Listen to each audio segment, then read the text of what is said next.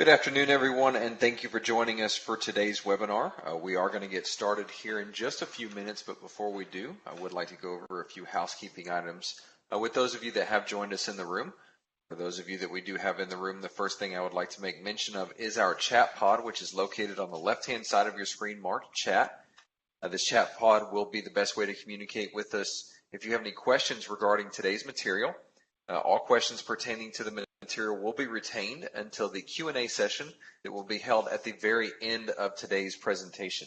We do have 4 presenters today, so please feel free at any point of today's event to go ahead and type in your questions there in the chat, and we will pull them out and house them for you, and then we will ask them of that particular speaker during our Q&A session at the very end.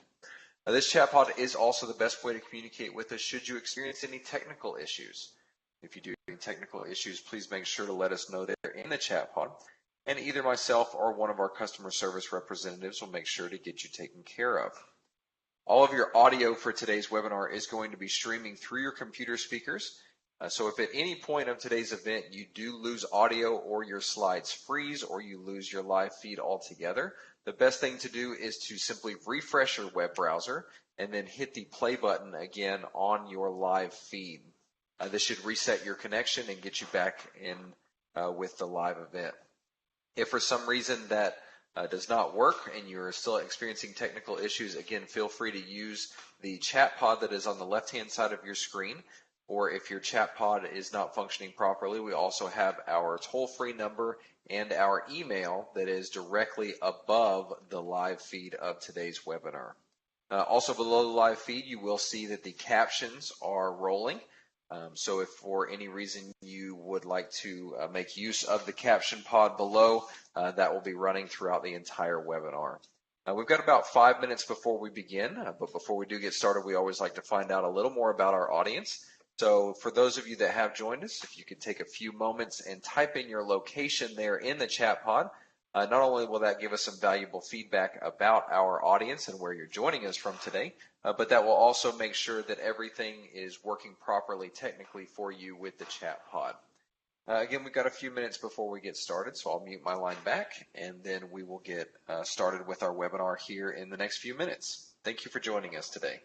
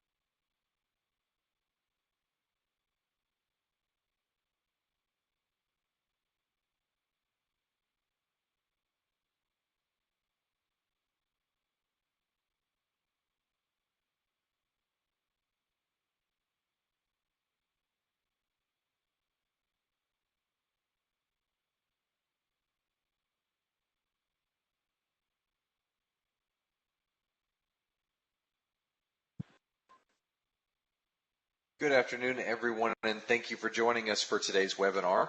We are going to get started here in just a few minutes, but before we do, I would like to go over a few housekeeping items with those participants that have just come into the room. For those of you that have just joined us, the first thing I would like to make mention of is our chat pod, which is located on the left-hand side of your screen marked chat. Many of you have already found that. But for those of you who have not, this chat pod is the best way to communicate with us if you have any questions regarding today's material.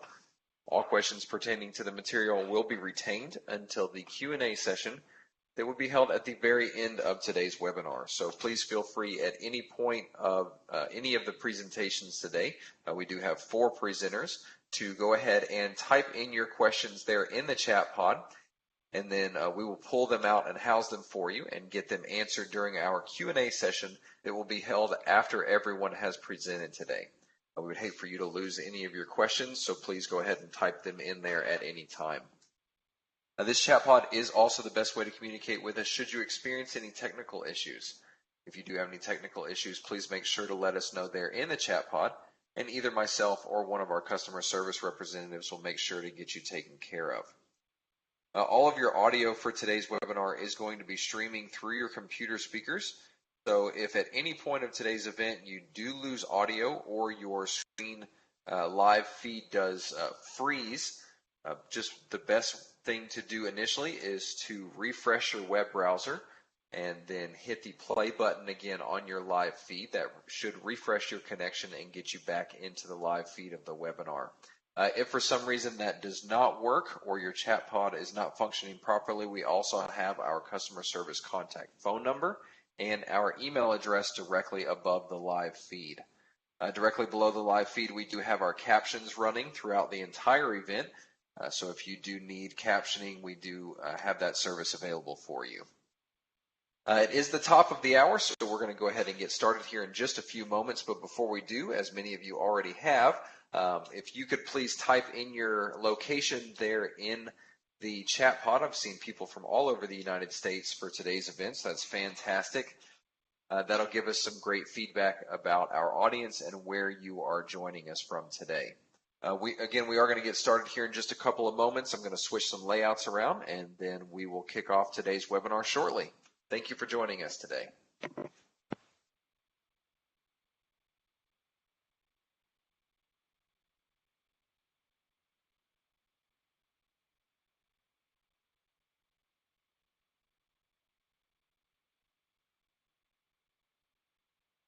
Recording has started.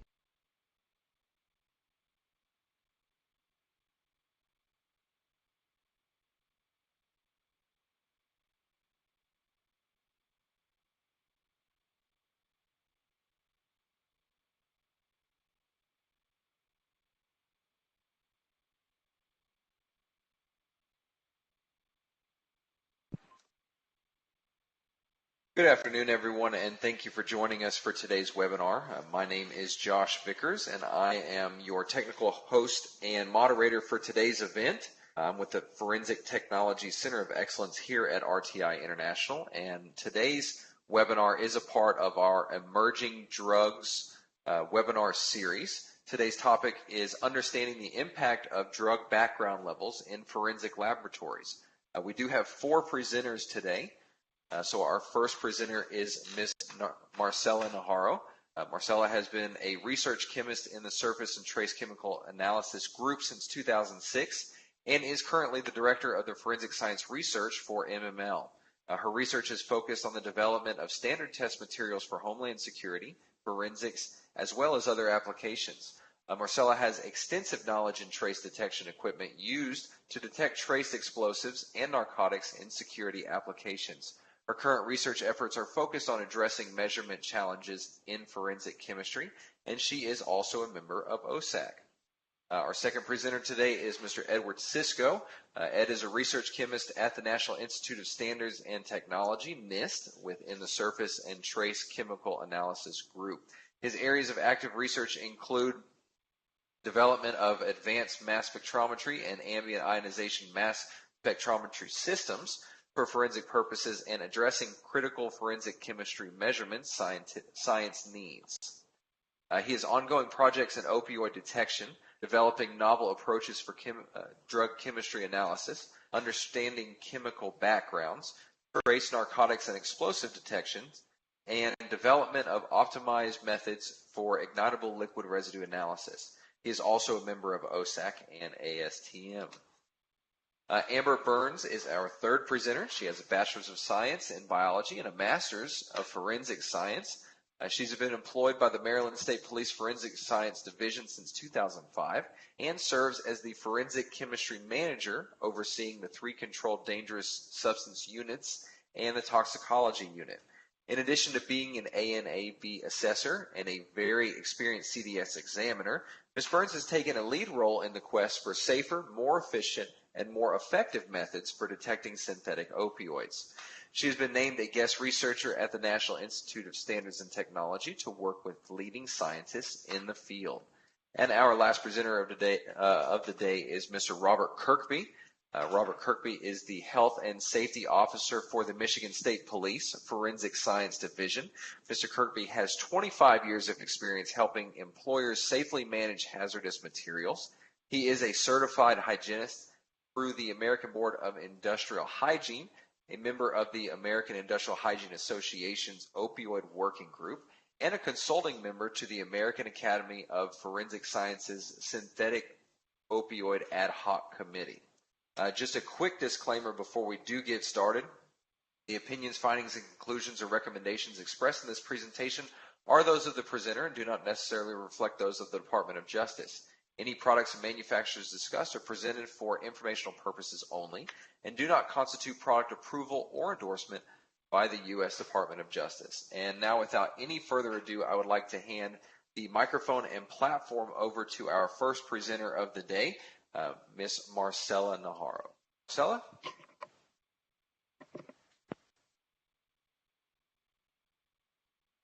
Good afternoon, everyone, and thank you so much for joining us. This is an outline of the topics that we'll be covering in today's presentation. Our goal is that by the end of this webinar, you'll be able to recognize both the significance and benefits of measuring what and how much drug background is present in your workspace. Before we get started, I would like to remind everyone that the points of view are the presenters and do not necessarily represent the official position or policies of NIST. Certain commercial equipment, instruments, and materials are identified in order to specify experimental procedures as completely as possible. In no case does such identification imply a recommendation or endorsement by NIST, nor does it imply that any of the materials, instruments, or equipment identified are necessarily the best available for the purpose. So what do we mean by background? In this presentation, background is defined as the presence of drugs found on surfaces in a forensics lab, primarily inside of a drug unit. The only way to know what and how much residue is present is by measuring it. Where does it come from? In this case, it can be part of your process. For example, opening or repackaging of drug evidence, and/or it can be inherent to your environment. The literature shows us that nowadays, drugs are ubiquitous in the environment, and they've been detected in currency, wastewater, and even in the air that we breathe. So should we be concerned about these trace residues? Well, in the advent of synthetic opioids, accumulation of background could lead to accidental exposure to personnel, posing a potential health risk.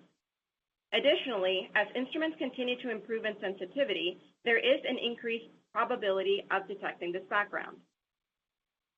Once you have characterized the composition and level of background present, there are three ways it can be managed.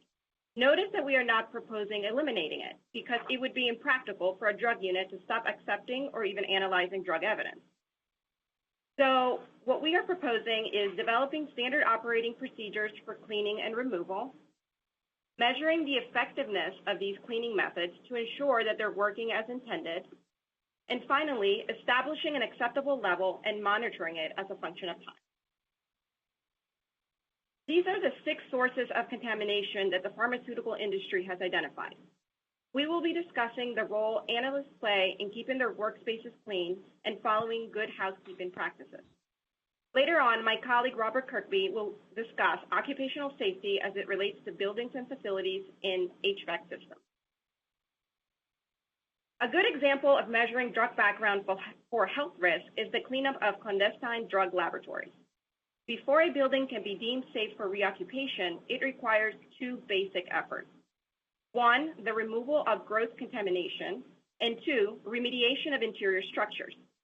In this case, the EPA has published guidelines for the acceptable levels of background that must be met post-cleanup, and they range between 0.05 micrograms per 100 centimeters squared to 1.5. While these numbers are not yet available for opioids, we hope that this work can inform experts in issuing similar types of guidelines. A study published a few years ago by Dorn et al. Measured the potential exposure risk of police officers from drug backgrounds found in police stations. Their hypothesis was that due to frequent and large drug seizures, there may be transfer of drug residues to working surfaces during the processing and storage of drugs. They studied 10 police stations and central evidence rooms in Australia. Results show that cocaine, meth, amphetamines, and MDMA were the most commonly found drugs. Luckily, all urine tests were negative, indicating that police officers had not ingested or absorbed the drugs. About 75 to 93% of the swabs had less than 40 nanograms of drugs. Ed Cisco will now discuss a series of studies we've completed recently in an effort to measure drug background levels in 20 forensic laboratories across the country. Good afternoon, everybody. So the project we started about a year and a half, 2 years ago, was focused really on understanding drug background levels as labs move towards more sensitive instrumentation, implementing more sensitive or trace detection applications. We quickly realized, however, there was a number of other drivers for having this type of knowledge, to include health and safety issues. So does it pose an acute risk to your analysts? Quality of laboratory results. Is there any concerns from a data quality standpoint, especially as you move towards more and more sensitive instrumentation? And then workflow and work processes. Is there steps we can take to reduce these background levels? So what we've done is we've gone out to a bunch of laboratories throughout the country over this time frame, and we've done a series of studies with them. And this all got started through contacting the laboratories by email or in person. We get the laboratory directors to sign off to agree to be part of our study. We go there, we collect samples using dry swipes. We go through a bunch of different surfaces, which we'll talk about in a minute.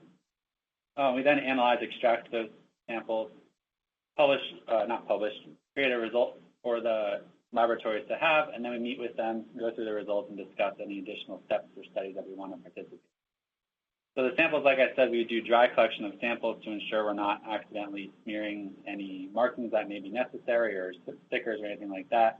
And we target a number of different surfaces throughout the laboratory. The majority of the surfaces we look at are in the drug chemistry unit, things like balances, benches, microscopes, keyboards, both from the analyst space and the general use space throughout the laboratory, where evidence is being stored, and then chemical hoods and other types of instrumentation.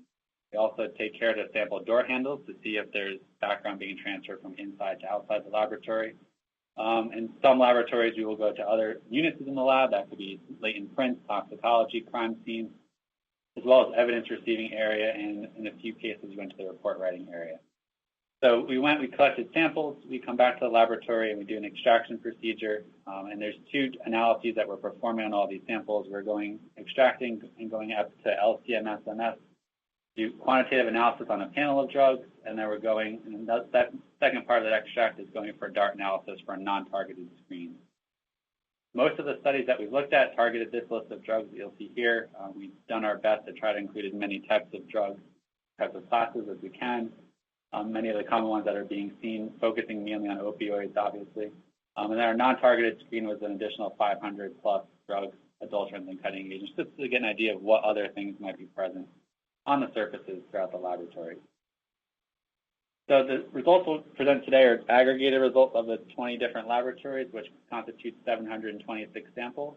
As you can see in the green and the blue, the majority of those samples were collected from the drug unit themselves. The green is the evidence analyst-specific space. Those would be benches, keyboards, balances that belong to particular analysts.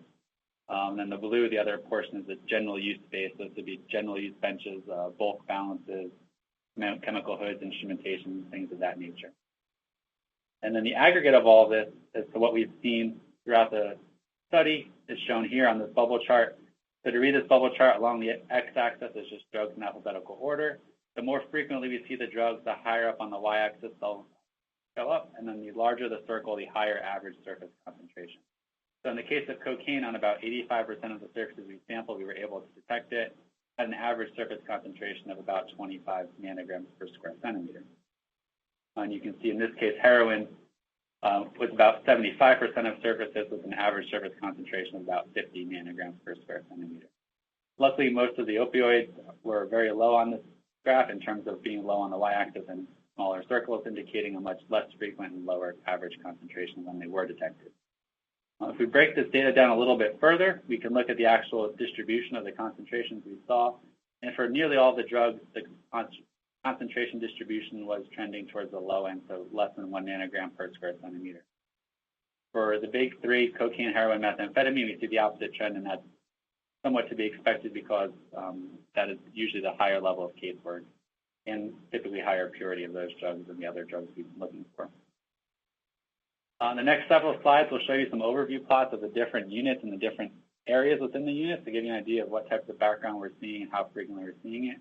And we're showing it in terms of these overview plots, these quadrant plots. And what we're showing here on the bottom on the x-axis is the average concentration, and then on the y-axis is the percent of times that we're seeing that. So ideally, samples in the lower left quadrant are low probability that you're going to detect it, and if you do detect it, it'll be at a low concentration.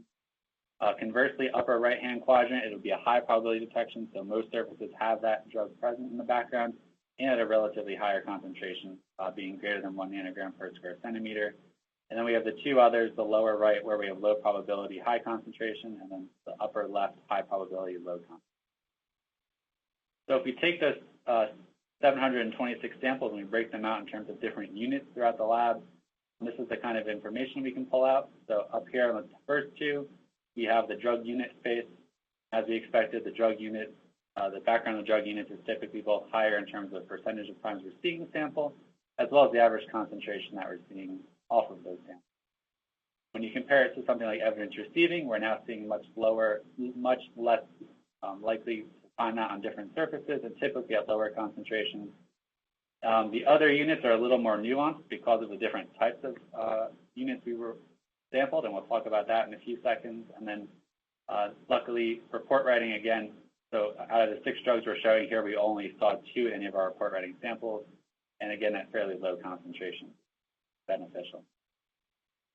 If we break down the analyst space a little bit farther, we can go through the individual types of surfaces we sampled in that analyst space itself. So the big 5 are balances, benches, keyboards, microscope, and storage is where evidence is stored at some point during analysis. So this could be unopened evidence or evidence that has been opened and resealed.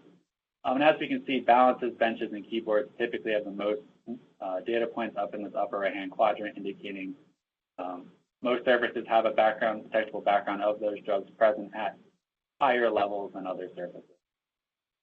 And what we actually found was interesting is the microscope, which you might not think because we're not a lot of analysis that's not powder-based, is not done on the microscope, but it's also likely overlooked a little bit when it comes to regular cleaning. That typically has fairly high levels of background on that surface.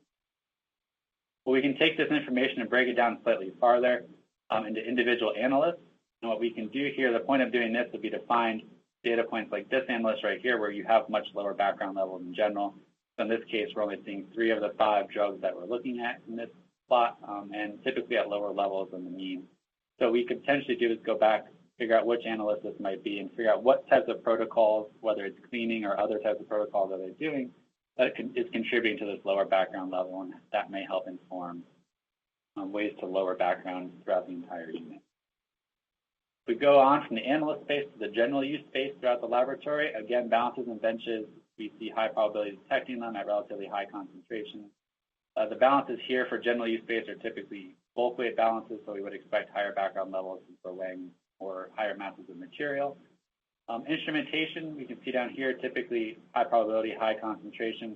This is also nuanced slightly, so FTIR, this mostly FTIR and GCMS.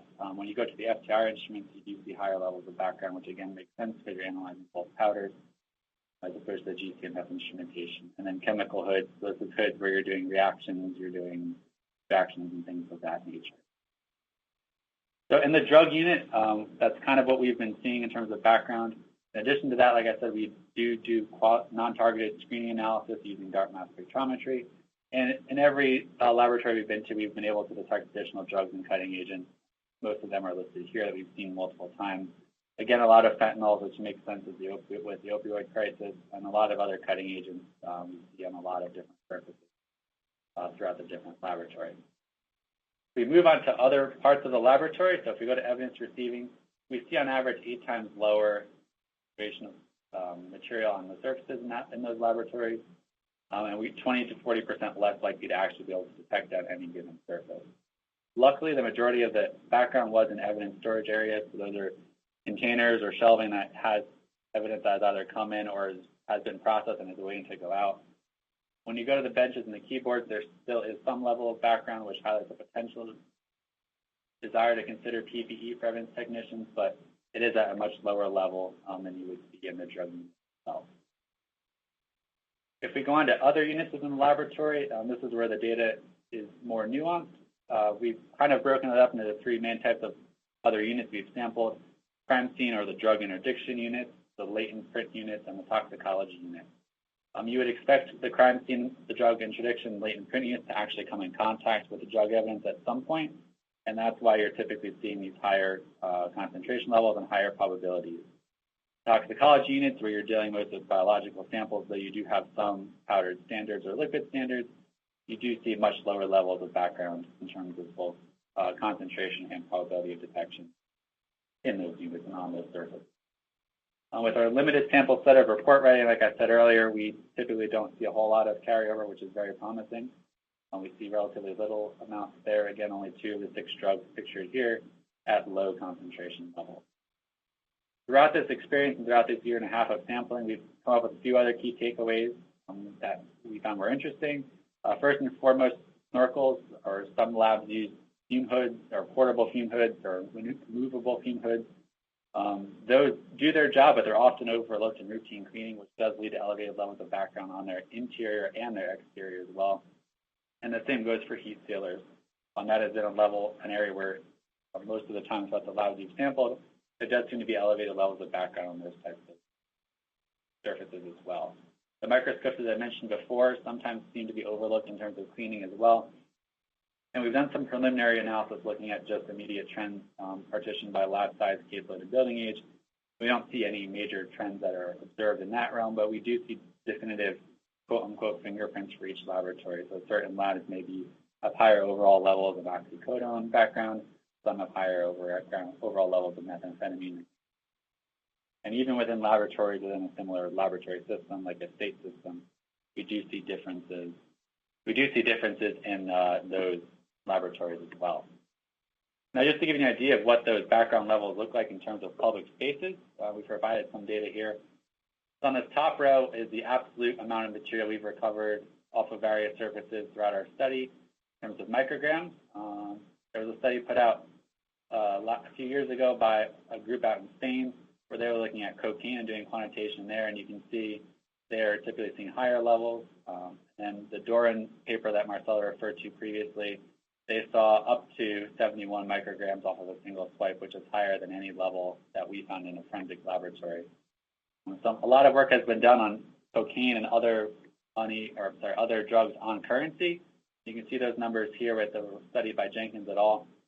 And again, the numbers we're recovering off of the surface in the lab is typically much lower than any values that they're seeing off of the money going on in that realm. So we're not dealing with very high contamination or background levels, but just want to put these in here for some perspective for the audience. So from this study, we provide this information back to the laboratories that have participated, and they've used that to do a number of different action items. They've used that as justification to replace evidence receiving benches that were at higher background levels than normal. They've used it to, in conjunction with other information, to advocate for better PPE, for better air handling, things of that nature. And it's also laboratories that have participated can cross-compare with other laboratories to see how do they compare and start a dialogue about what practices may be working, what practices may need to be changed, things of that nature. And it's also grown into a number of other different projects, some of which we'll talk about today. Interlaboratory comparison, which I've kind of talked about already. QA, QC, and safety, that's kind of what Bob Kirkby will be touching on a little bit. So if we know these numbers, we know where higher levels of background are to be expected, what steps can we take to move away or to lower background or add controls and to help prevent those, prevent exposure from those backgrounds. Data integrity, how are we ensuring that now that we know there's a background, how do we ensure or prove that that's not causing any issues in terms of casework? And we'll talk about Amber and I will talk a little bit about that coming up. Time and geography, so as the drug novel psychoactive landscape changes.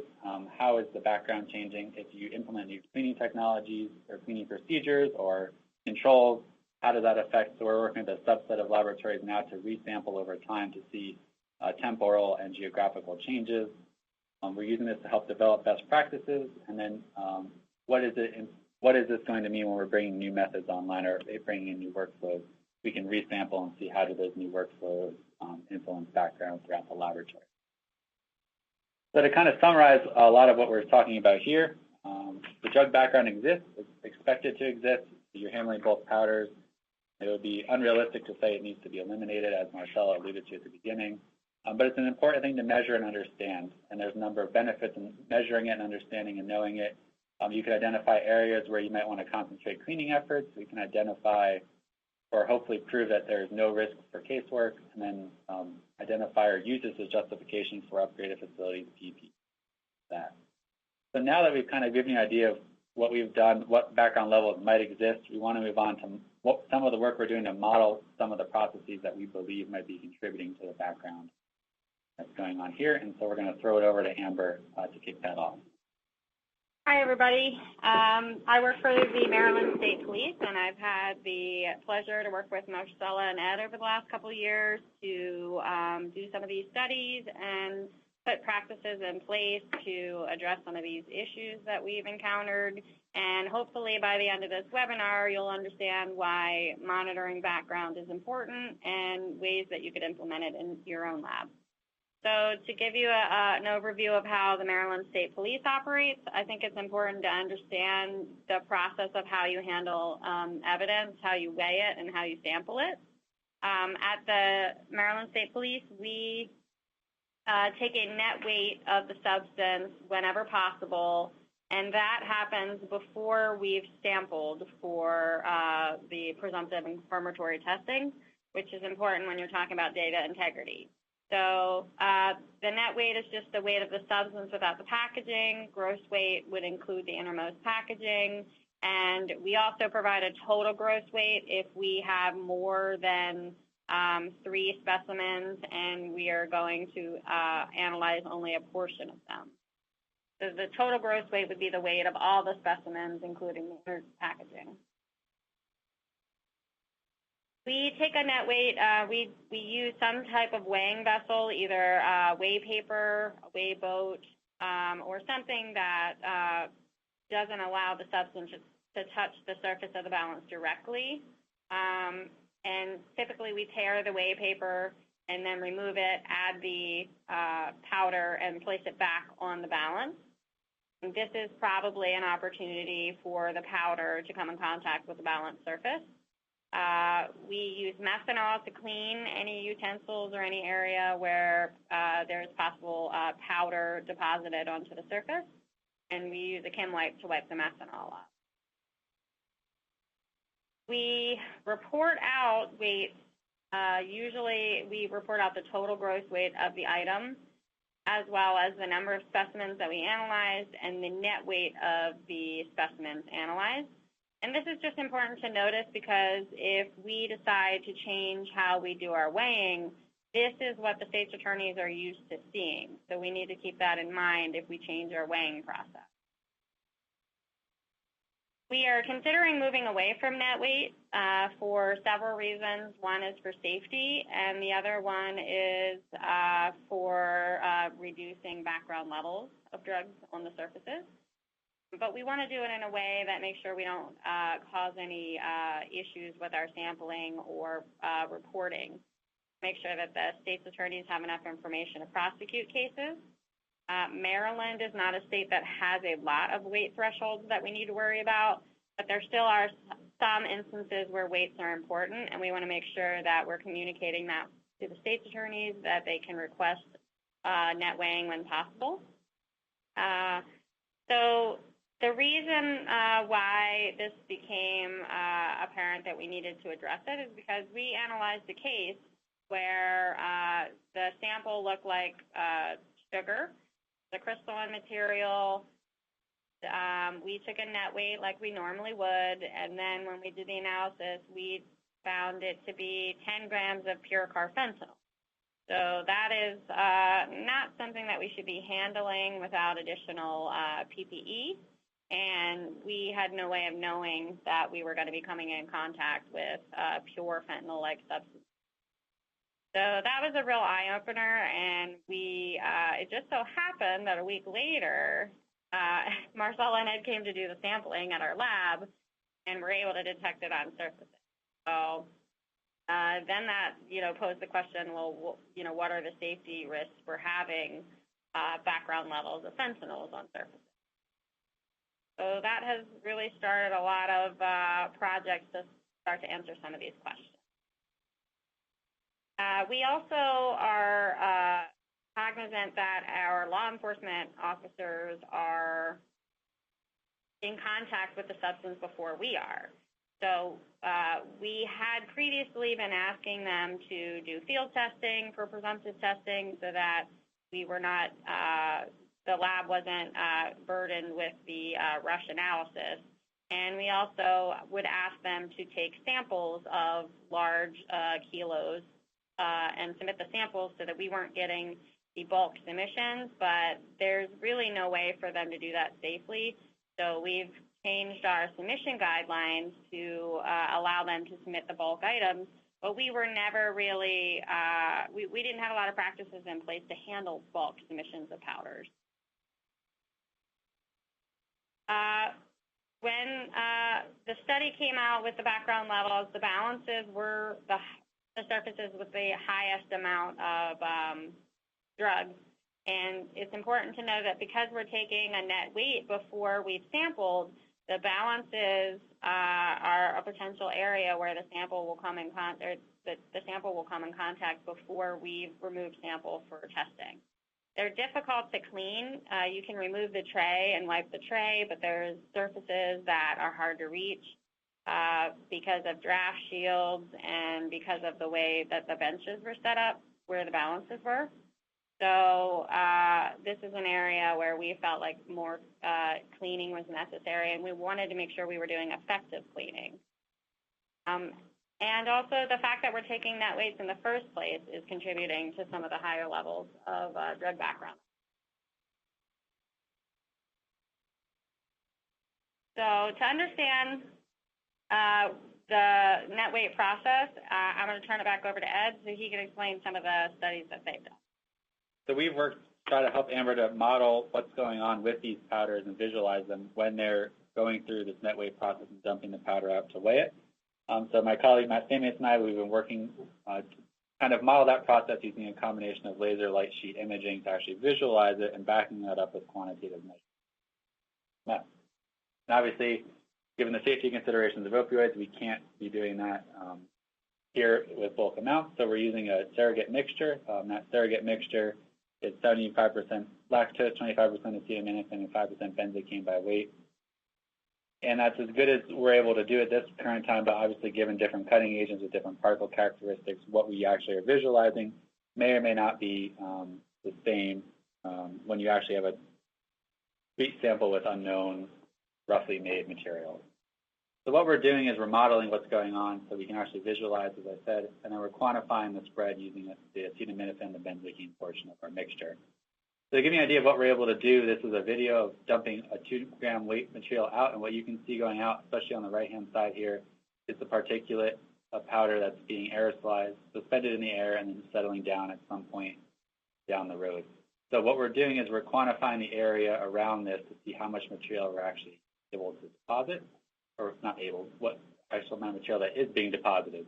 And what we can find in looking at that in terms of quantitative measurements is we're typically depositing micrograms of material per square centimeter around this weight paper that you're actually dumping into. And obviously what we're seeing here, this powder is going to be how much is getting spread as a function of the amount of material that's actually being dumped out. So if we take that 2-gram mixture and bring it down to a 0.2-gram mixture, in this case here, we can actually see that there's relatively little spread throughout the surface. So for this, your likelihood of depositing something into the background would be relatively low. When you go to measuring bulk materials, such as a 100-gram mixture, you'll be able to see, especially on the right-hand side, very big plume of material come out. So when you're dumping this powder out, this is what's actually happening on the surfaces around. likely one of the main reasons why the balances are typically, and the bench space around the balances is typically one of the areas where. So you're able to clean it, as Marcel will show, the cleaning agents are very effective at removing the majority of it. We're not able to remove all of it. But as we'll move on to the next few slides, we want to obviously minimize net waste as much as possible while we move towards gross weight, but there's a number of things we need to consider when we're making that. So things that we think we should consider when we're transitioning to gross weight are making sure that we can still take a representative sampling. That's important because we do reanalyses of some of our casework, and we don't want to get inconsistent results based on the way we sampled the items. We also have a lot of submissions of tablets, and making sure that we can get an accurate count as well as a visual inspection of each tablet without taking a net weight could be important. And threshold sampling is another item that Maryland doesn't have to deal with as much, but we want to make sure that we can provide enough information to the state's attorneys for prosecution.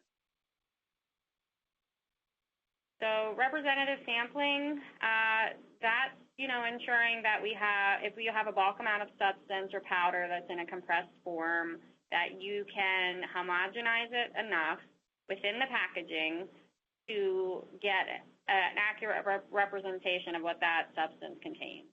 So this one example was a submission of 7 bricks, and 4 of them had heroin in them. 3 of them were testing negative.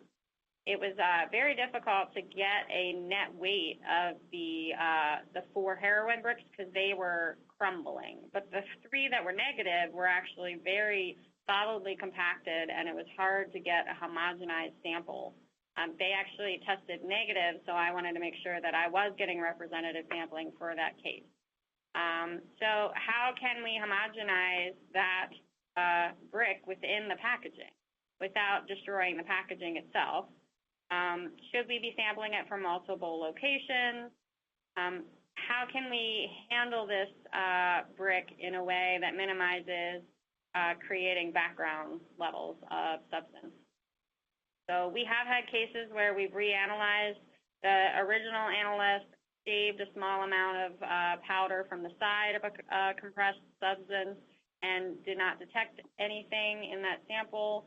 When it was reanalyzed, it was crushed and homogenized, and heroin and carfentanil were detected in that sample. So homogenization has proven to be important, but we want to make sure that it's possible if we're only doing gross weight. Tablets have also been an issue because our policy requires a count.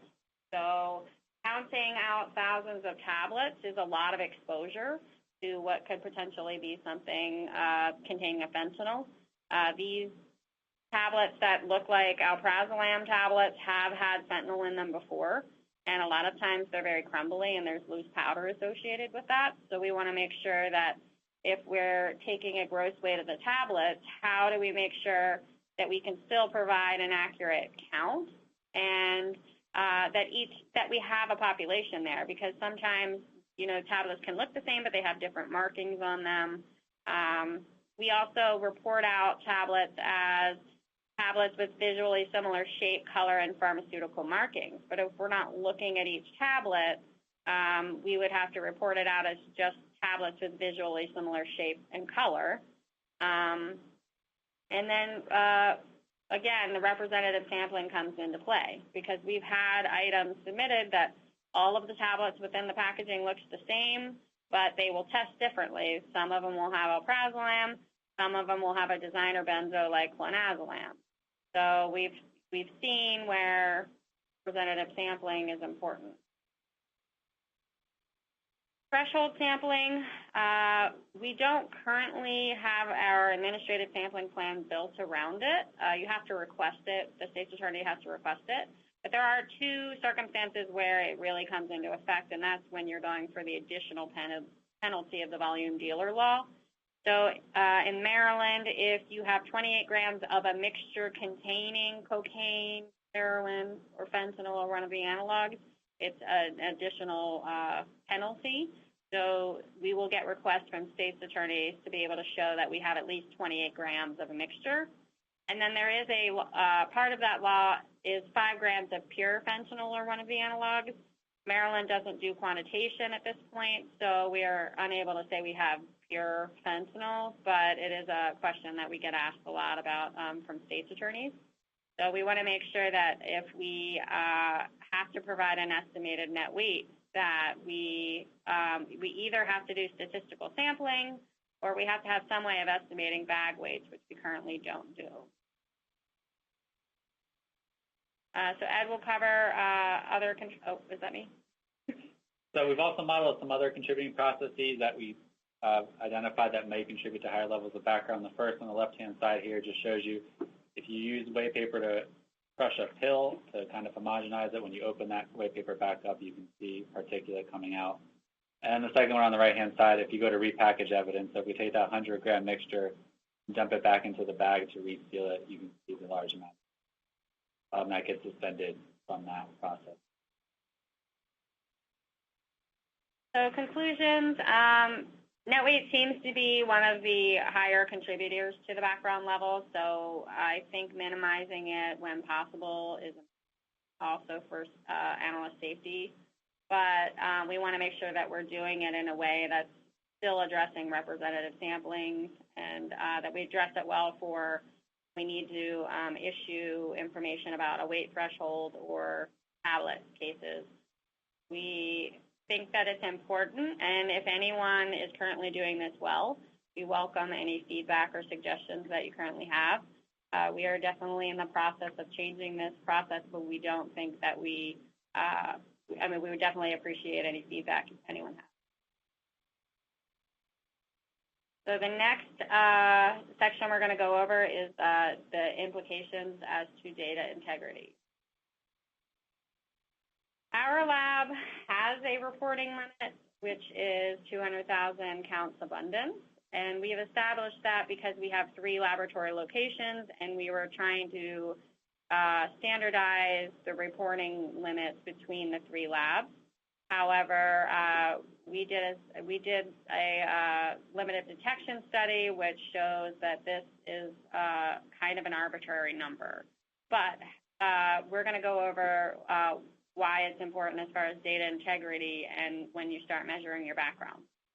So a reporting limit is the minimum chromatographic response acceptable for making a positive identification on the GCMS. And in our lab, we can reconstitute a sample or reanalyze it if it's not a high enough abundance for that drug. So it's not necessarily the end-all and be-all of whether or not we call a substance in the case. You can also have supervisor approval if you've met certain conditions and be able to use that data. So why would you measure it? It's important to understand the sensitivity of your instrument so that you know where the background levels would fall if you were to analyze a sample containing that amount on your instrument. It's also important if you're going to decide to self-monitor, you want to make sure that your background levels are below the limit of detection. If it's below the limit of detection, you're not able to see the substances that are actually present on the surface. So you might need to do some additional steps to be able to actually measure what drugs are on what surfaces. But we are traditionally qualitative. We don't even do a semi-quant type analysis at this point. But we are moving towards establishing some more parameters so that we can make sure that we have data integrity with this background monitoring. And with the new addition of new instruments in the lab, it becomes more and more important because as the instruments become more sensitive, then the background levels, although small, become more detectable. Residue cases are where we probably need to worry about limited detection reporting limits the most. That's because resampling is not possible because you consume a large amount of the sample with your first extract. So understanding how to ensure that you have data integrity with residue cases is important. what we usually do is swab or rinse them with methanol. And then if you need to concentrate that sample, you also need to do the same with the blank. And you also may want to have different reporting limits for different drugs based on how much of that drug is found in your background. So for cocaine, that tends to be one of our higher level backgrounds. So we would maybe consider having a higher reporting limit for cocaine versus fentanyl, which is typically found in lower amounts in samples and is also found in lower amounts in background. So Ed is going to talk about how we did the limited detection study. So we wanted to, as Amber said, make sure that we know your background level, and now we want to make sure that you're not risking calling anything that might be background in any of your case samples. So to do that, we established this limited detection reporting limit study where we took a suite of drugs, in this case cocaine, fentanyl, methamphetamine, and THC, across 5 different concentrations, aliquoted them out for single injection use, and then ran them on her instrumentation throughout the 3 laboratories to help establish limits of detection and reporting limit method. So to do that, we ran the samples using their usual instrumentation, usual methods, nothing fancy. We pulled the chromatographs. We would plot the responses as a function of peak area, get curves, response curves that you can see here, and then calculate both the limit detection and the estimated reporting limit given that 200,000 count threshold. So we would extrapolate this response curve, identify where the 200,000 count intersection would be, and that would be the estimated reporting limit for that particular instrument. The way we measured LODs is a little bit different than most people. We don't use 3-to-1 signal to noise. We actually use an ASTM standard, which provides a statistical confidence on the detection limits that we're establishing. Numbers you're seeing here are 90% confidence interval for the limit. Online calculator that goes along with this ASTM standard, where people can plug in their values on their own and get their own detection, should they want to do that. So from LODs, we looked at 6 different instruments and 8 different methods across those 6 different instruments to identify where the limits of detection were for the instruments throughout the different labs. So the labs are broken down by terms of letters. So A is one lab, B is the second lab, C is the third lab, and then the individual. And as you can see here, limits of detection were typically below 50 micrograms per milliliter for all instrumentation. And then there are some variations as well. You can see laboratory A for cocaine and fentanyl is typically much lower in terms of limit detection. If we want to look, there's actually high variation in those different instrumentations. This is the response curves for 4 different instruments. Your blue dotted line is that 200,000 count intersection point. So you can see on the same calibration curve for the same set of concentrations for the 4 different instrumentations, we're reaching very different parts on that response curve, which leads to different variations in reporting limits, which you can see. So the reporting limits ranged from, on average, 75 micrograms per mil to 175 micrograms per mil, but they were as low as less than 10 micrograms per mil and almost as high as 200.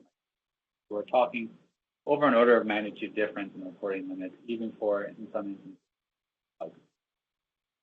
But what we can do is we can use this not only for the purposes where we're trying to establish the data integrity component, we can use it to identify potential areas where you might want to look at maintenance as well. So some things that came out of the study which were made sense were things like the instrument running the lowest split typically was one of the most sensitive instruments. Things that didn't make sense necessarily were the highest split methods typically were also very sensitive, which kind of counterintuitive. But then also we could identify instrumentation that might have required higher, more preventative maintenance just by looking at the variations in these reporting limits. And we can also see trends in best laboratory maintenance practices based off of the reporting limits and LODs for the lab. But what we were really interested in is how does this, now that we know the levels, the actual amounts of material that would be required to detect and or report on these different drugs, how does that compare to the actual background that's present in the laboratory? So the question is this a need to panic? So what we can do is we can take the average reporting limits, the responses from the GCMS we're getting. So the average amount of material, assuming we have a 1 mil solution, an average reporting limit is somewhere on the order for cocaine in this instance of about 65 micrograms. And then the lowest possible reporting limit we found was about 12 micrograms, and the average limit of detection was about 9 micrograms. And we can plot that against this is a scatter plot of the absolute amount of material recovered from the different samples we collected throughout the lab. And as we can see, almost all of those samples fall below even the lowest reporting limit, this blue line. And then the ones that are higher are typically, like we've been talking about, the balances where we expect higher levels of background in a 1 inch depth area. And this is for cocaine. And as you can see, all of the samples we've seen are below the average reporting limit. So the likelihood of actually reporting background in this case is extremely low. And the good thing is we've actually found this is kind of the worst case scenario. If we move to other drugs, so in this case, we're looking at fentanyl on the top here and methamphetamine on the bottom. And again, this steel dotted line at the top of these graphs, that's your average reporting limit across the instrumentation we're looking at. And this blue is the most sensitive instrument, the level that you would detect. So in the case of fentanyl, only 1 sample out of all of these stood any possible chances being close to that level, and 3 for the methamphetamine.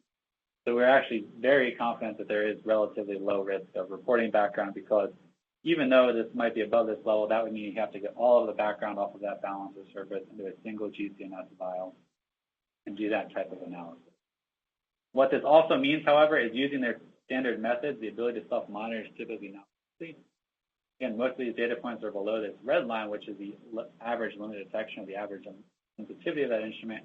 So you're not able to you wouldn't be able to even see those off of surfaces using their traditional methods. If they wanted to be self-monitoring, they'd have to develop more sensitive methods using different split ratios and things of that nature.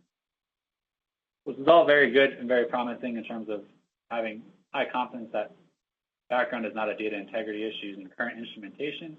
But as labs move more towards increasing sensitivities to things like DART mass spectrometry, this is where the concern for background, or at least background monitoring, has to more into play. So if you were to implement DART mass spectrometry in a trace detection type application, not on a bulk analysis type application, you're now at the point where you'd actually be able to see most of the surfaces, or the background on most of the surfaces in the laboratory. So again, this is the average limit detection for cocaine using DART mass spec, and you can see most of the surfaces, we can see the data points are above that red dotted line. So we would be able to see them. Since Maryland doesn't have DART mass spec up as an analytical tool, we can't talk about reporting limits. But what this does open up is the opportunity to have a really good qualitative self-monitoring tool. So because you can see the background in all these levels, you can actually use this to see as a yes or no, red light, green light, is there a detectable level of background on different surfaces? And that story holds true for most of the other drugs we've looked at. So in the case of fentanyl, methamphetamine, THC, you can see a good variation of surfaces where we were able to detect it, not able to detect it. And heroin, pretty much every surface, we would be able to detect that background. Once you add in reporting limits, we can likely set those reporting limits such that this background level is much lower. Or the reporting limits are much higher, I should say, than the background level. So we've identified that the risk of calling background is relatively low, but we still think there are areas where we can talk about to minimize the chances of reporting background, which Amber will touch on. So one thing we found to be important is making sure that you're running appropriate blanks. So as we've discussed before, our weighing process happens before we've taken samples. So the procedural blanks are going to be created after the samples have been placed on the balance and on the bench top. But, you know, this might be an area to consider where we maybe take samples before we've weighed them. Or, you know, make sure that our blanks are actually measuring what we want them to be and that we treat our blanks the same way we treat our samples. We also, you know, have run, we've done the swipes the same way that Marcella and Ed did, and we have not been able to detect them on our instrumentation, which is promising. But we did not have a full understanding of how sensitive our instruments were and how that would vary over time and whether or not the instrument needed maintenance, what that means as far as that 200,000 count abundance. So that's important to consider when you're setting a reporting limit, that maybe you would want to set your reporting limit more based on having it be above what your background levels are, and that's specific for that instrumentation on that day. So running a sample at a lower concentration around where you want your cutoff to be might be important so you understand where that abundance is on the instrument. But I do think it's important to understand what the background is so that you can make some of these decisions and plan your workflow around it. And then minimizing it as much as possible with effective cleaning protocols is important. So we would not be able to monitor our background with just our current GCMS methods, which is good because we don't want to be, calling background levels. But if we want to monitor it with just GCMS, we would have to create a method that's more sensitive. And we plan to also monitor it when we get the DART MS to make sure that we can do a qualitative test on the surfaces, make sure that we're actually measuring the background.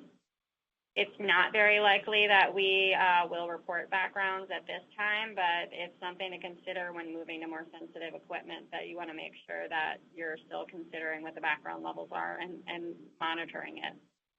And doing the limited detection study and setting the reporting limits can give you the greater confidence in your data. So without it, the background is there because it's part of our process. But without knowing what it is, then you can't answer the question of what does it mean as far as your data integrity. So it's a little scary to go down this road. We definitely wished we had done it in reverse order, where we knew what our limited detection was and our reporting limits. But anyone that's establishing a background monitoring program now, we have some tips for how you would go about implementing it in a way that gives you the information you need to establish data integrity from the beginning. So we are now going to pass over the presentation to Bob, who's going to go over occupational health and safety.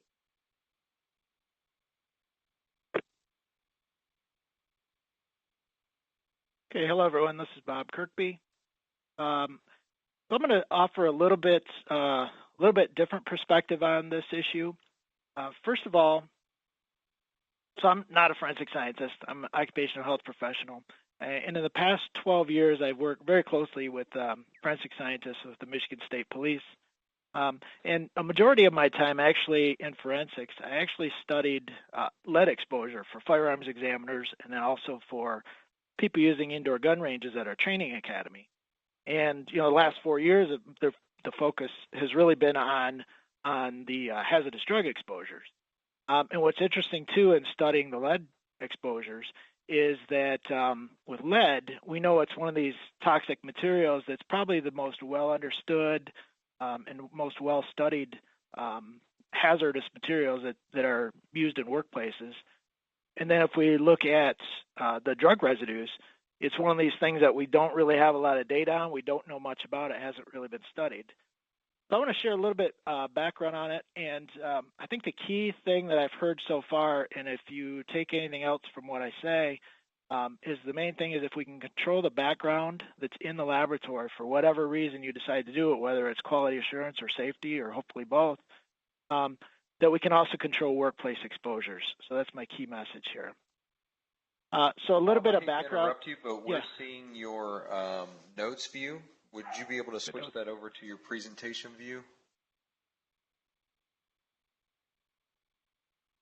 If you go up to display settings up in the top left of your screen that you're seeing, there you go. Okay. Yeah, swap presenter view.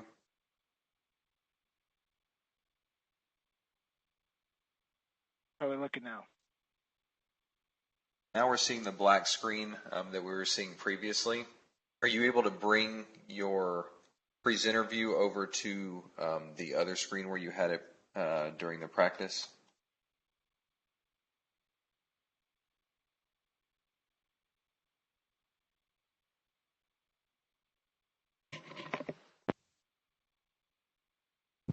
Perfect.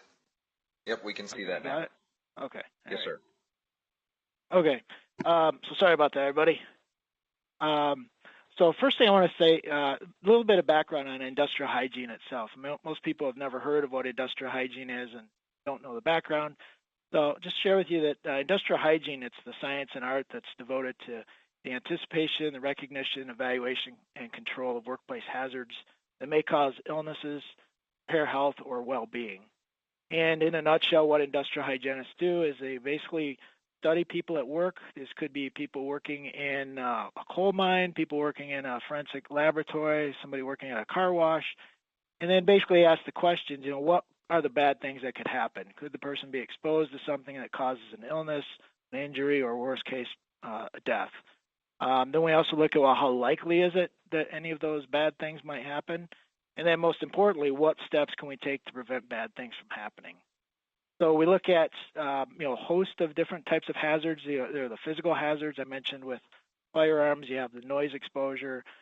Those of you who work in drug labs, of course, there are the actual drugs that you're handling, but there are also all the reagents that you use in your analysis. And then also, say, in a DNA lab, you have the bloodborne pathogens from the blood and body fluids.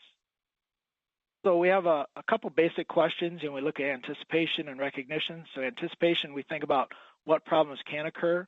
So if we think kind of big term about, well, what's the worst case that happens when a drug chemist is handling some unknown hazardous drug? In that case, we probably typically go right to thinking about, synthetic opioid, and the person stops breathing and possibly dies. If we think about recognition, so are these problems really occurring? That gets a little bit tricky because, we hear a lot of media reports. A lot of them are unsubstantiated. Some of the things that I've seen suggest that people are exposed to certain levels, but maybe what the symptoms of the exposure aren't exactly what we've always thought that they might be. So I'm going to address actually the last two questions here, evaluation. So look at kind of how bad is the problem, and then controls. I want to share with you controls about what we can do to reduce or eliminate the exposure. So first thing with environment or industrial hygiene, with lead, the easy thing with lead is we have a lot of data on it. We have a lot of standard practices. It's something we've studied for decades. And typically what we want to look for is what is a good level. Ed and everybody's been talking about these levels that we find on surfaces. And ideally, we'd want to know, okay, at what level is that safe? Is this a good level or a bad level? How do we know? How will this affect my health?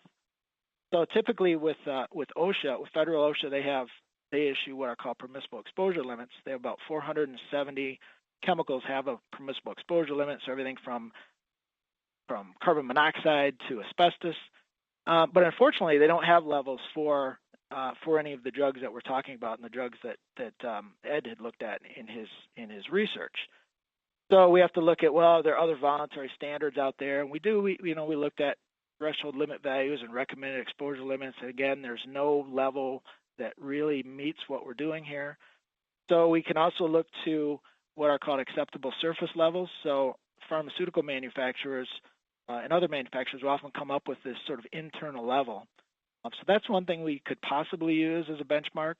And then there are some of the clearance standards. I think it was mentioned earlier in the presentation about a decon of different, say if you have a hotel room where there was a clandestine meth lab, how do you know when it's clean enough that you can have people back in that room? So maybe we could look at clearance standards.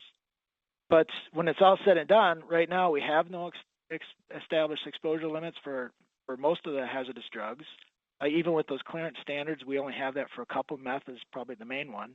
So the problem is we really have no magic number. Now, if you look sort of big picture about what your occupational health strategy is, our goal is to limit the risk of hazardous materials exposures to the greatest extent possible. And it's not always possible to, live risk-free. And when you're working with hazardous materials, there's always going to be some type of risk. But that's the goal. Our strategy is to limit the release of any hazardous materials into the work environment. So if we don't have bad stuff in the environment that people can contact, then bad stuff doesn't happen to people. So if you look at the diagram there with the red circle with the hazard label on it, so let's just say that's lead or that's fentanyl. So we know that there are certain properties of that material that are inherent to it that are toxic to the human body. There's nothing we can do to change that. It's just the way things are. But if you look at the larger circle there, the exposure, the green circle, what we can do is limit how much of this stuff is in the environment, and then also how much do people get in contact with it. Because if we can control that part of the scenario, we can reduce that risk, the risk that something bad will happen.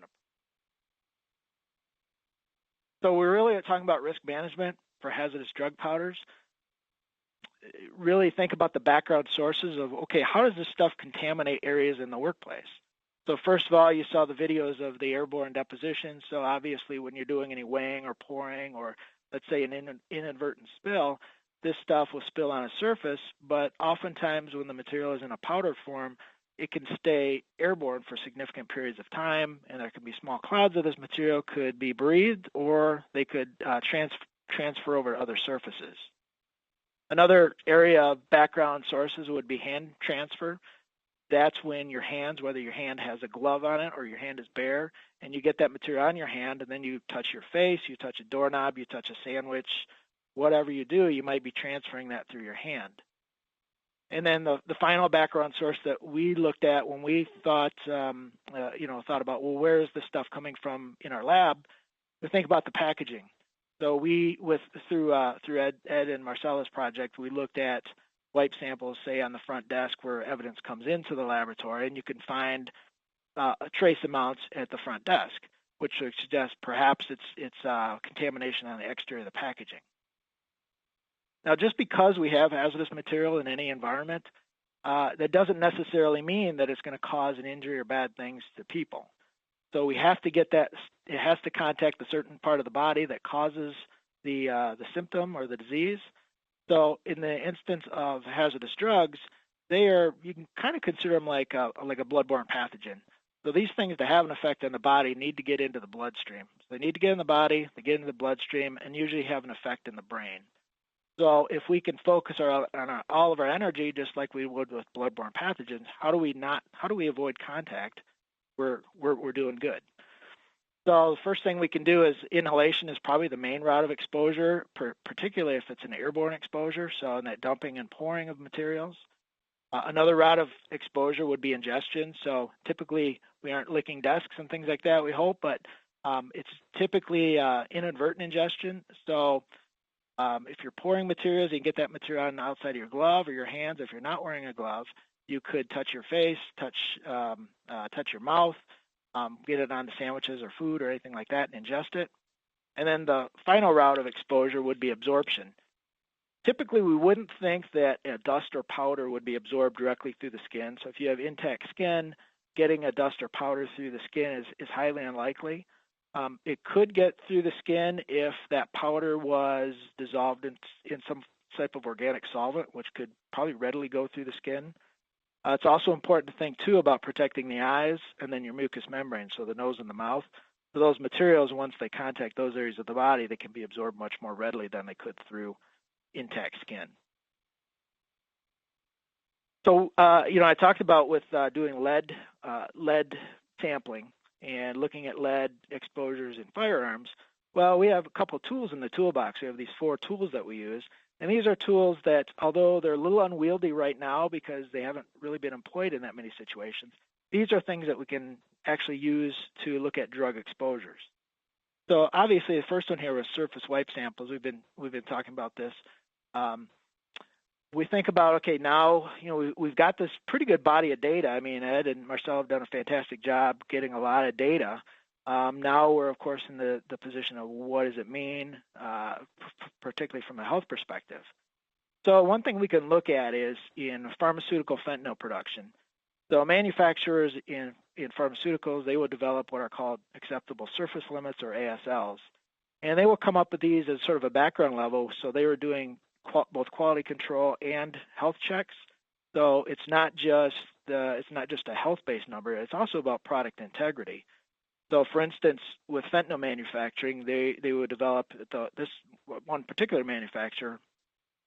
They produce 50 kilogram batches at a time of a very high purity fentanyl, and say the next week they're moving on to a different product. They have to make sure that they haven't contaminated the next product. So that's part of the thinking that goes into it. Another thing that makes the acceptable surface limit difficult to apply to a forensic lab is it's a very different work environment. So if you look at the photo there, there's a person there in type of suit that a person would use in that situation, basically a pressurized suit to keep any of the materials off the body, a full Tyvek suit underneath it, 3 pairs of gloves. There's a lot of ventilation controls and a lot of very detailed engineering that goes into preventing an exposure or release of the material, and something that you wouldn't expect to see in a forensic laboratory. So that makes it a little difficult to apply that ASL number as an apples-to-apples comparison with the forensic lab. Now, looking at the NIST data, comparative analysis is one great tool you can use for that data. So looking at like Lab 1, this was just an example from say the Maryland lab, and Lab 2 example from Michigan State lab, looking at just say fentanyl. So the number of positive samples that were found, we could look at what is the arithmetic mean. So there we find the mean at Lab 1 was 5 nanograms per square centimeter, and then 2 nanograms per square centimeter at Lab 2. So those are under that ASL that the pharmaceutical manufacturer used. But then if you look at the maximum quantities that were found, you had some very extremely high levels of exposure that would be well in excess of the acceptable surface limit for the manufacturer. So it's very difficult to use these numbers to make a direct comparison. Doing the environmental chemistry work is obviously a big job, and we're getting those numbers now, but making that leap from environmental chemistry of what's here to how does it infect the human body is a huge step to take. That being said, the real value here that I found was looking at some of the data we collected for surface wipe samples. So as we look at this, it's a good way for us to determine where do we have hot spots. So for instance, if you look at the balance, which is at the bottom, so there are 18 samples collected on balances, and that is the main mass of, say, heroin. So obviously there's our hot spot as a balances, which I know was mentioned by the previous speakers. We look at other things like the IR plate where you do the loading of the bulk powders, another spot where you'd expect to find it. And we would expect in both of those cases that the reason it's there is because of airborne deposition. Now, if you look at the door handle, there were 14 door handles swiped. Keyboards, there were 20 keyboards swiped. That's where we find much lower values. We would expect that material got in that place because of hand transfer. And we would actually, it's a good thing to see that we have low levels there. That would tell us that we have less risk that people are going to contaminate this material on their hands and carry it through different doorknobs in the facility. Now, the second tool we've actually tried just recently was hand wipe samples. So with hand wipe samples, we had 18 forensic scientists. What we did was we did hand wipe samples at the beginning of the shift before they walked into the analytical area. So with these hand wipes, it's basically just a reporting limit of 1 nanogram per wipe. It's not quantified in any way. And, interestingly enough, half the people already had cocaine and methamphetamine, a measurable amount on their hands.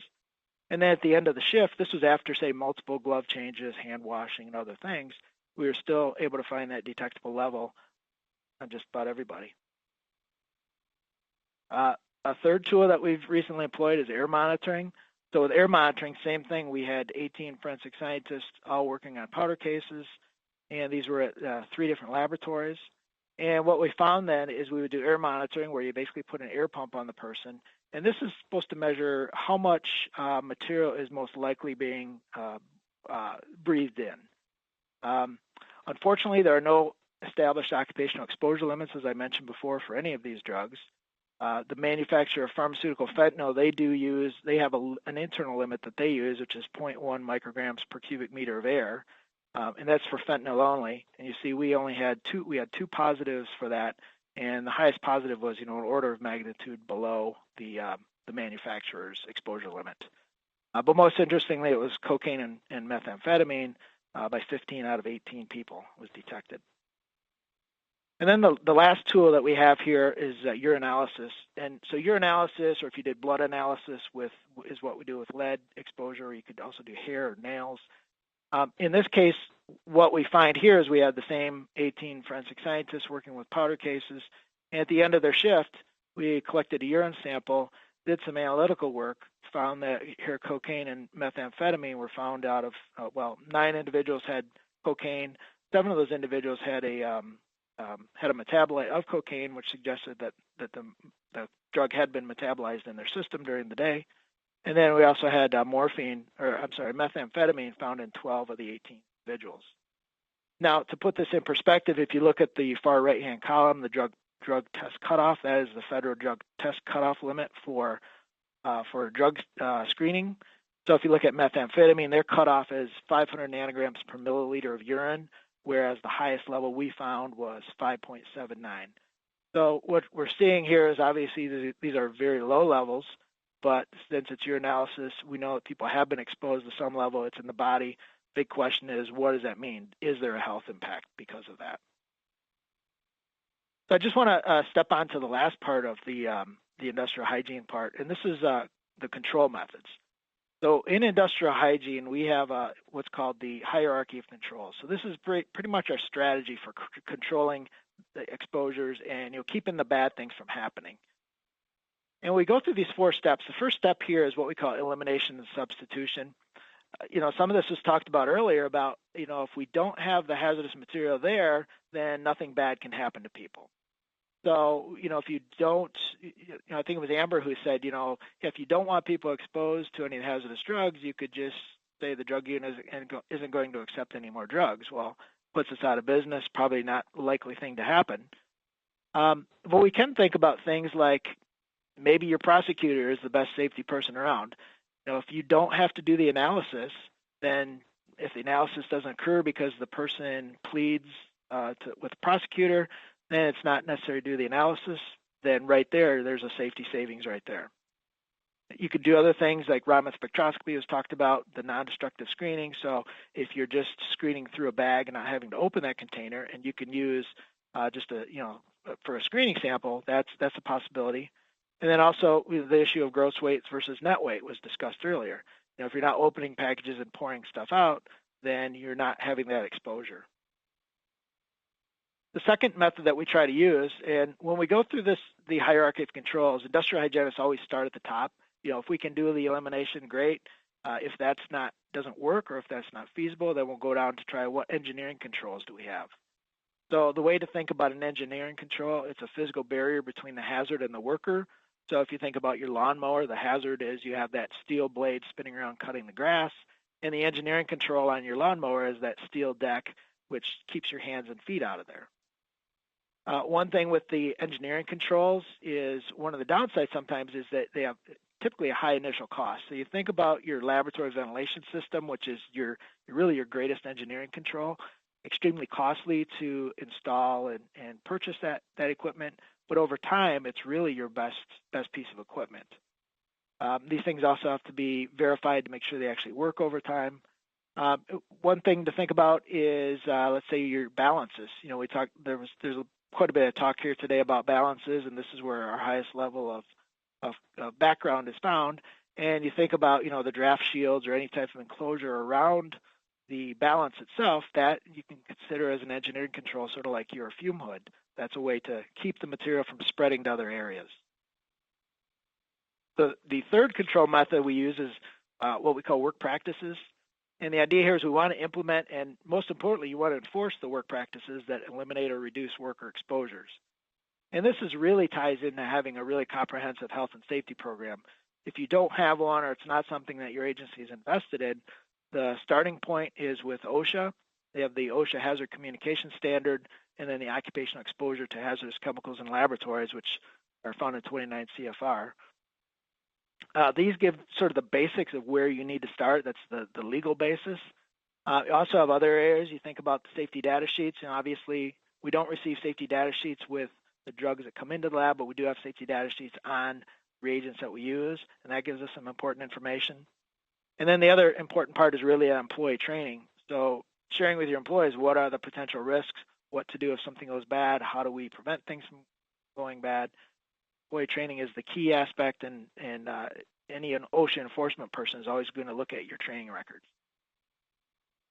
One key thing I think with work practices, and this is simple things that it always comes down to personal hygiene. For washing our hands, good hand washing, that's one of those things that seems so simple, but we find that's one of the most productive things that we can do. Having people washing their hands and really enforcing that hand washing and the changing of gloves.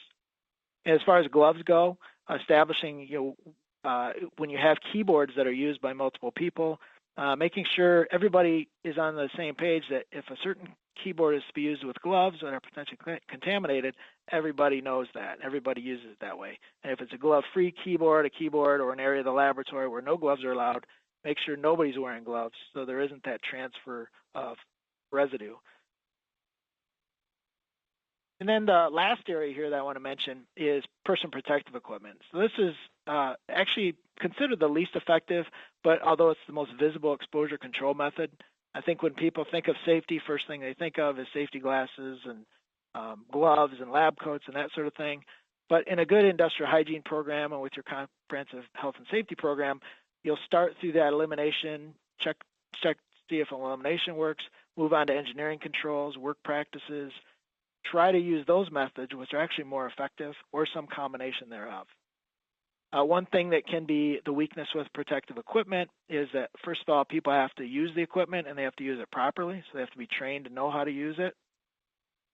It has to be enforced. If the rule is that we wear personal protective equipment to prevent exposure, then it needs to be enforced by supervisors. Improper removal is one way that people can get unexpected exposures. So in the video that you saw of the pouring of the different powders, Ed showed how that material will transfer onto surface nearby. Well, that material is also landing on the hands and the gloves as well. So if the gloves aren't taken off correctly, it's very easily recontaminate the hands when you remove the gloves. And with all personal protective equipment, the problem is that when they fail to an exposure. So if that glove fails, if the glove has a leak or the respirator doesn't seal in your face, then the individual is being exposed because of the failure of that product. Just mention a couple key aspects. One big thing about with lab coats is really making sure that those lab coats that they really fit properly. That they, especially the upper wrist area. If you look in this photograph here, you can see a gap there. I saw that gap also when in the video that Ed showed where they were pouring the different powders.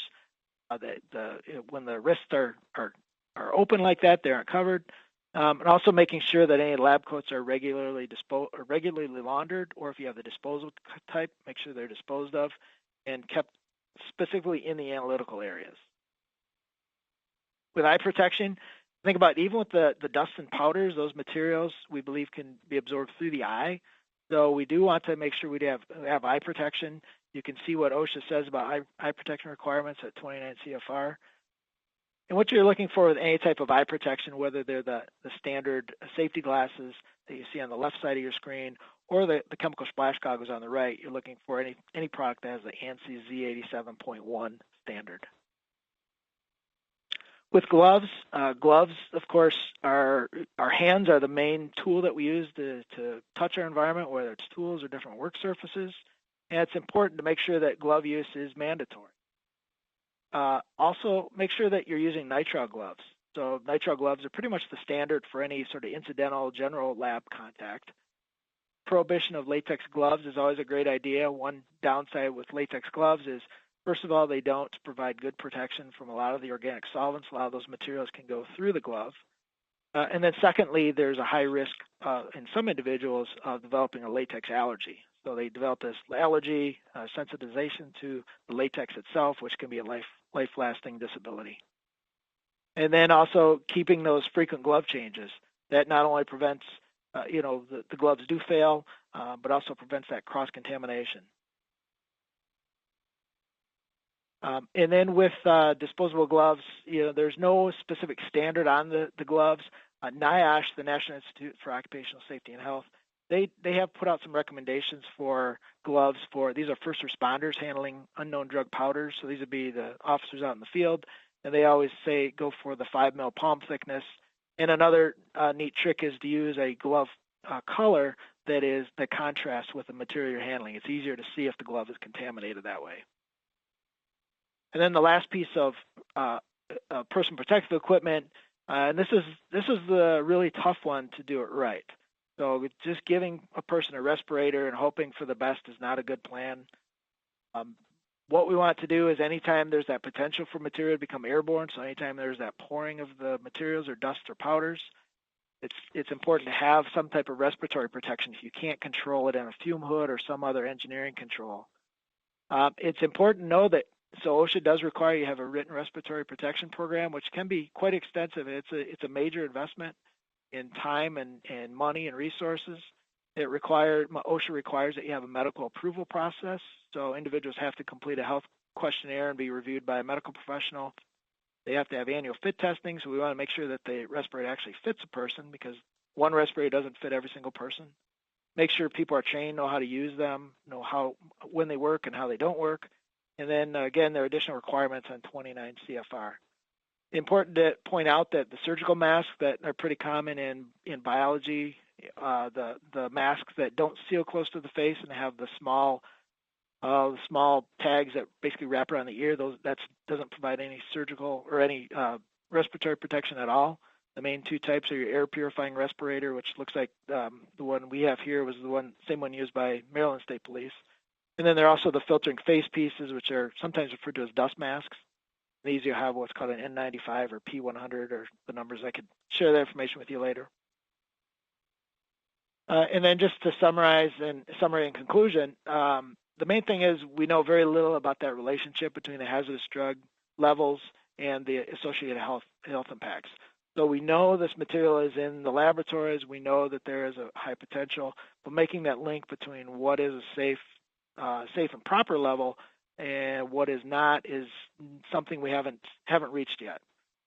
So what we want to do is then just limit the handling of the powdered substances, and the less we handle the materials, the less exposure potential there is. We want to make sure we do follow those exposure controls, reduce those background levels.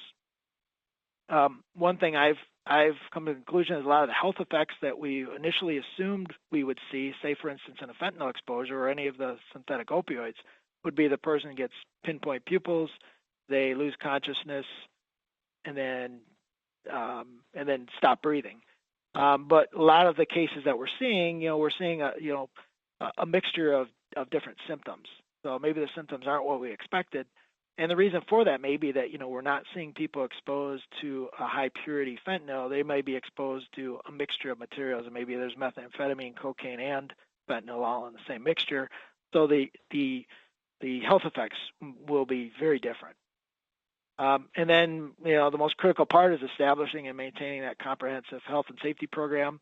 And your health and safety program really needs to be set up so you're trying to protect people from a variety of hazards and not focusing solely on, we think that this is fentanyl, so we're going to use certain procedures here, but another powder that we haven't decided what it is yet, we aren't going to use the same level of protection. So think about unknown powders. They're all potentially hazardous.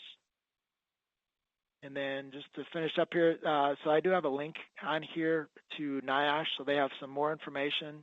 NIOSH is part of the Centers for Disease Control and Prevention, and they have some extensive information on fentanyl, and they have extensive resources to help you out as well. With that, I think we're going to turn it over back to Amber.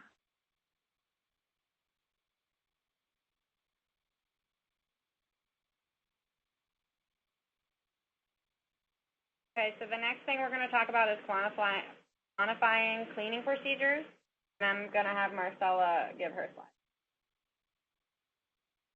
So the assessment and feedback of cleaning performance is critical. From a safety standpoint, unlike methamphetamine remediation, the toxicity of opioids and of the novel psychoactive substances requires a cleanliness level that goes beyond that gross removal.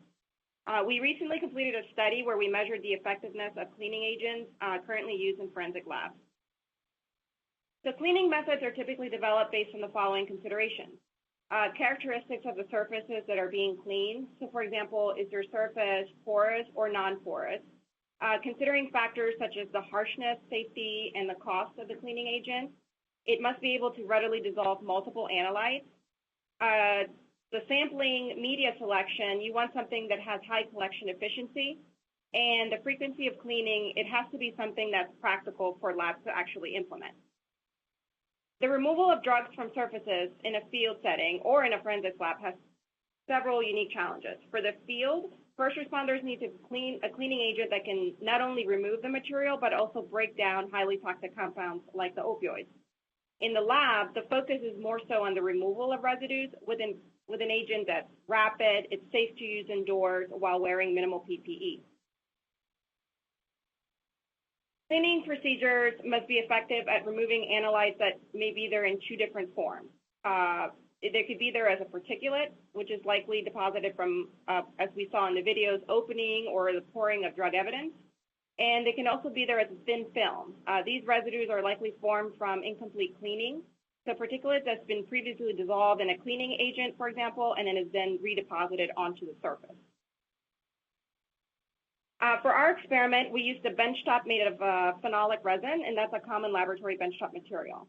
Sampling was completed by wiping each square in one direction using firm pressure and ensuring that the entire area of the square was sampled.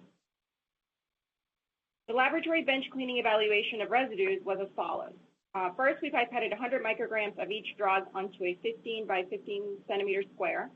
The drugs were chosen because they were the most commonly found in our background study, but then again, we also added fentanyl due to its toxicity and its increase in casework. We waited 30 minutes for the drug solution to dry and create that residue. We then applied one of the 5 cleaning agents. One was an alcohol-based solution, in this case methanol. We used soap and water, OxyClean, an adhesive followed by methanol, and finally Dahlgren Decon. We wiped the cleaning solution with a chem wipe, and that's standard procedure typical for analysts to clean their lab bench after casework. And then we wiped the lab bench again using the Nomex wipe, and that's what was used for our quantitative analysis. To evaluate the ability to remove particulate, we used adjudicated case samples in powdered form given to us by Maryland State Police. About 500 to 600 micrograms of material were deposited directly onto the bench. The identity of the case samples were cocaine, cyclopropylfentanyl, heroin, and MDMA. I'd like to note that we included the use of the adhesive followed by the solvent cleaning to determine whether this would be particularly better at removing the particulate.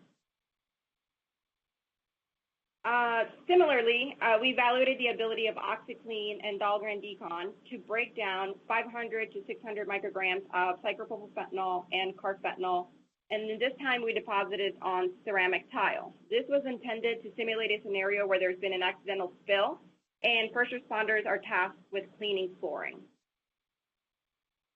The same analytical scheme that was previously described was used for this study. The quantitative analysis was done using LC-MS. The effectiveness of each cleaning agent was evaluated based on percent removal of each drug studied. Results show that 97% of the drug residues were effectively removed using all 4 of the cleaning agents that we looked at. The uncertainties represent the standard deviation of the measurement. The results for the removal efficiency of drug particulate shows that all cleaning agents were effective at removing 98% of all the 4 drugs studied in this case.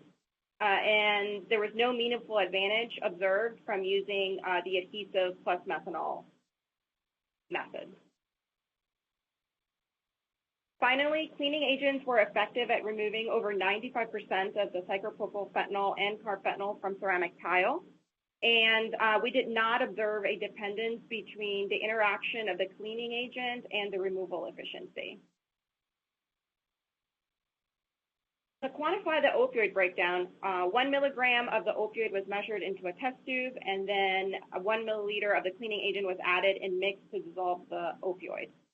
So at 4 different time points, less than 1 minute, 5, 15, and 30 minutes, a 200 mic aliquot of the solution was then taken and then added to chloroform to extract out the remaining opioid.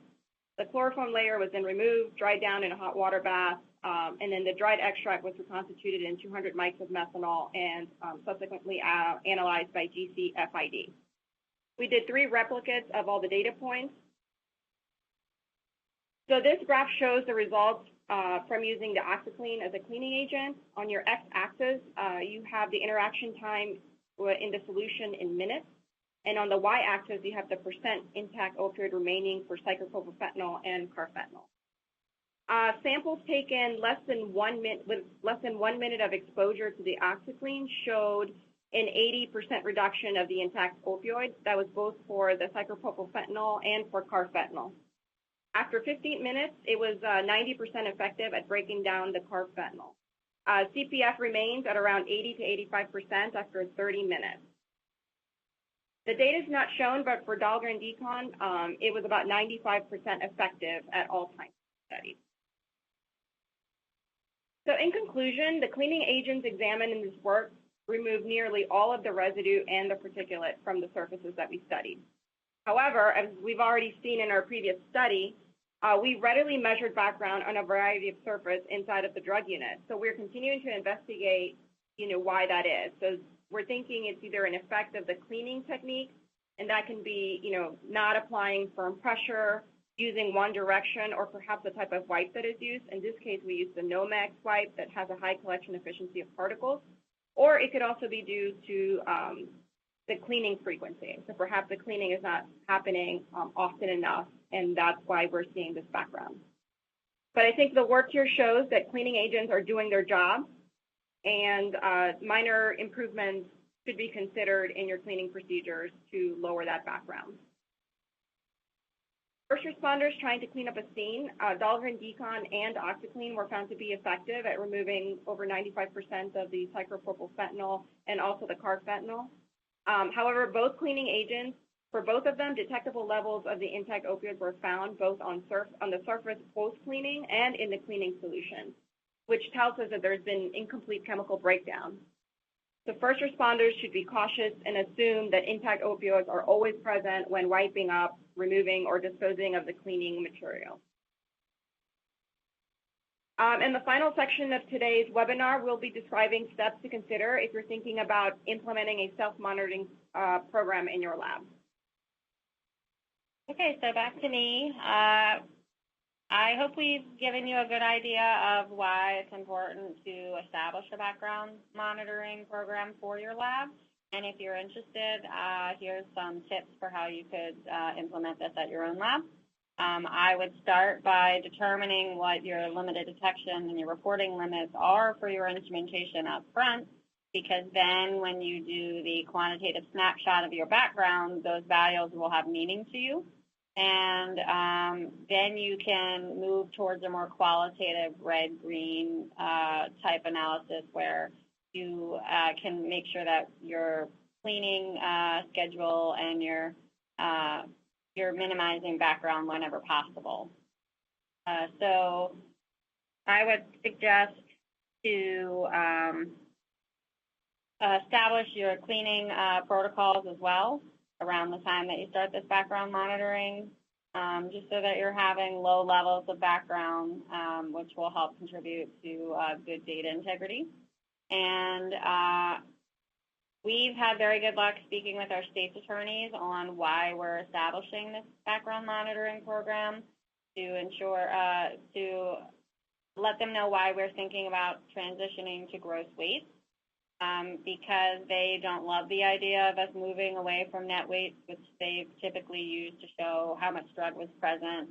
But they do understand that the chemists need to have a safe environment to work in, and they also, that it contributes to data integrity. So they're not opposed to our transition to gross weights, but we still are able to provide them net weights when possible.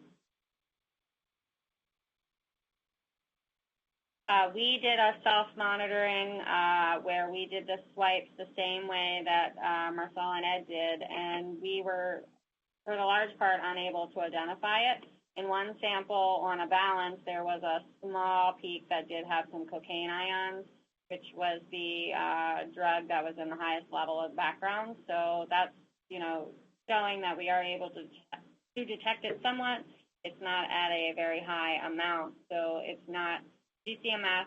Using our current methods, we're not sensitive enough to really get an idea of what the background levels are.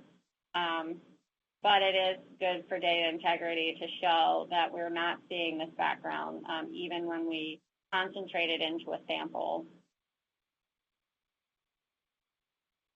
This project has helped us really evaluate our whole process for how we take weights, how we have data integrity, and we've made some changes to our workflow because of it.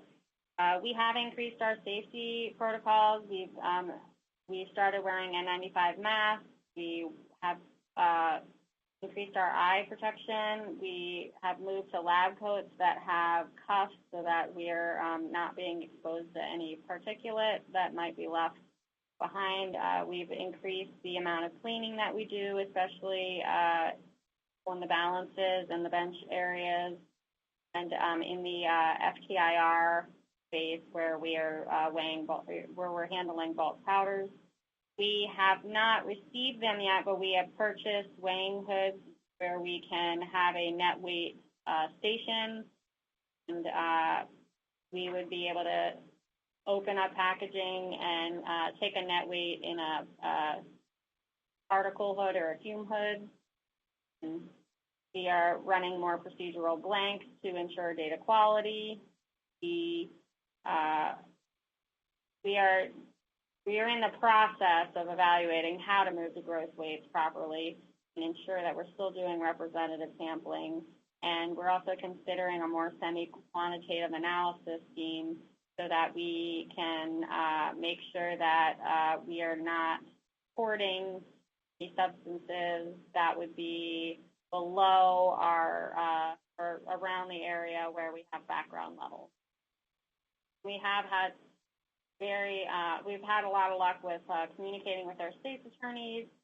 They have helped us to train the chemists to be able to testify to these protocols and how this actually helps with our data integrity, so that the chemists feel comfortable saying, yes, we know that there are levels of detectable drugs on our surfaces, but here's why it's not a problem.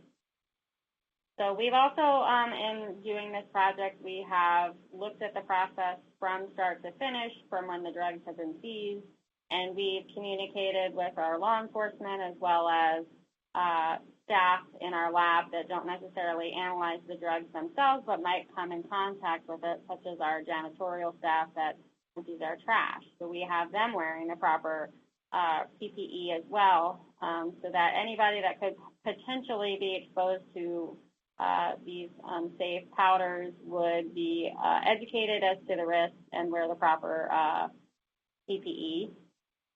We are in the process of changing our submission guidelines to make sure that sampling doesn't happen outside of the lab, and minimal handling by people who are not wearing the appropriate PPE happens.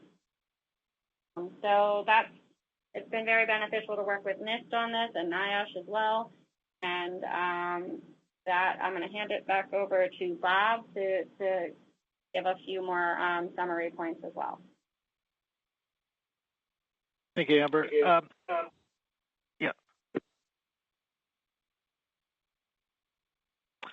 I guess I don't have a whole lot to add. I mean, Amber really covered it well. I think the one key aspect I would take away would be that really just it's the education part and educating people that yes, there are there are background levels in certain work areas, and that you can work with the material safely if we take certain precautions. But that's sort of the key thing is sometimes when we get overly familiar with certain things and we don't see bad things have happened, then people can get a little bit complacent. So it is important to, I guess, keep this on the forefront and keep all of your safety training with regular updates to your employees, whether they're supervisor meetings or whatever opportunity you have to get people to think about safety aspects and preventing exposure. Other things you might want to think about implementing, like ongoing sampling. So this is something we did in firearms where we do wipe samples on specific surfaces every year, and that kind of gives us an idea about is the lead transferring out of the firing range. We know, just like with drugs, that there will be some specific background level, and we accept that, and we train people how to operate in that work environment. But it's a good way to sort of track, have there been changes over time that might give you some clue as to whether there are housekeeping issues, or maybe there's been a change in a procedure that you weren't aware of, and that might have affected how the material moved. If it's something like, say, a fume hood or some type of ventilation system, if you're relying on that, you need to make sure you test those systems and make sure they actually work and doing what you think they're doing. Thanks, Bob. So yeah, we'll just wrap it up with some important takeaways. I think hopefully what you learned today is that you can't manage your background unless you're actively measuring it. Drug background in a laboratory is a product of your work process and does not in any way imply that you're being negligent or disregarding it. It just means that it's part of your everyday work environment. And measuring your background is very important to, for two different perspectives, from a health risk perspective, but also from a data quality perspective. And finally, unless you know your instrument sensitivity, you can't say with confidence whether your background is actually impacting your data. That brings us to the end of our presentation. Thank you so much for your attention, and we'll take any questions. All right, thank you so much. We can just leave it up on this slide since it has your contact information. That's perfect. So for our audience, if you want to make sure to take down all of the presenters' contact information there on your screen, just so everyone knows, we also have, once this webinar is complete, we do have all of the slide decks. The presenters were gracious enough to allow us to disseminate those out to you, our audience. They will be back on the main page. Simply navigate back to that main page and you'll be able to find a PDF version of all of the slide decks for today's presentation. So the first question we had was asking during Ed's first presentation at the very beginning. He was asking how your microscopes were being swabbed. Marcela's actually the one that does all the sampling, so I'll let her handle that. Sure. So we use the Nomex wipes that I showed during the cleaning slides, and again, using firm pressure, one direction. And so that material we use because we're comfortable with it. We've characterized it in the past and understand what the collection efficiency of it is. We tried to wipe, we did not wipe the lenses, but we wiped the bottom of the microscope. The knob. All right. Next question coming from Abigail asking if there is a doorway into toxicology, or is toxicology separated from drug chemistry? At the Maryland lab, there is a doorway that we had actually been, the CDS unit could move into the tox unit, but we restricted access to that door so that CDS wasn't traversing through toxicology. But that was before this sample. And the data we showed is not just one tox unit. It's multiple tox units, some which are adjoined to a drug unit and others which are dependent, either in a different part of the building or in a completely separate building. Okay, next question we have comes from Jennifer asking, they're wondering if you have portable or fixed fume hoods available for preparation for net weights, homogenization, and or repackaging. That came in during Amber's presentation. Yes, we are. We purchased the portable fume hoods that we plan to put a balance in so that we can take net weights. But the way our laboratory is set up, we have 3 laboratories. Some have more space than others. And one issue that we didn't really want drug evidence being carried across the lab to go to the weigh station. So we want the weigh station to be brought to the chemist space for the net weights. So we actually have to design an uncertainty and measurement study to make sure that the net weights that we're taking are, what the uncertainty measurement would be for that entire process. So we are in the process of installing those and then developing that study. But we do think that that would help, especially because you're not going to be dumping powders at your bench top as much. So you would have it contained to one area that you can then focus your cleaning efforts on.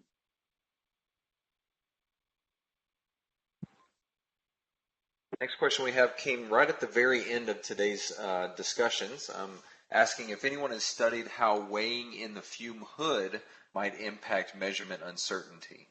It might be good for legal purposes. Right. We do realize it will be different. The setup that I currently have to do a bulk weighing, the balance is outside of the fume hood for that reason, because I know putting the balance inside the fume hood would change the uncertainty. So that is a project that we're hoping to design to measure how much having a balance in a fume hood changes the uncertainty, and make sure that that measurement is still valid for what you need to report, because obviously if it introduces too much uncertainty, then the measurement is not meaningful.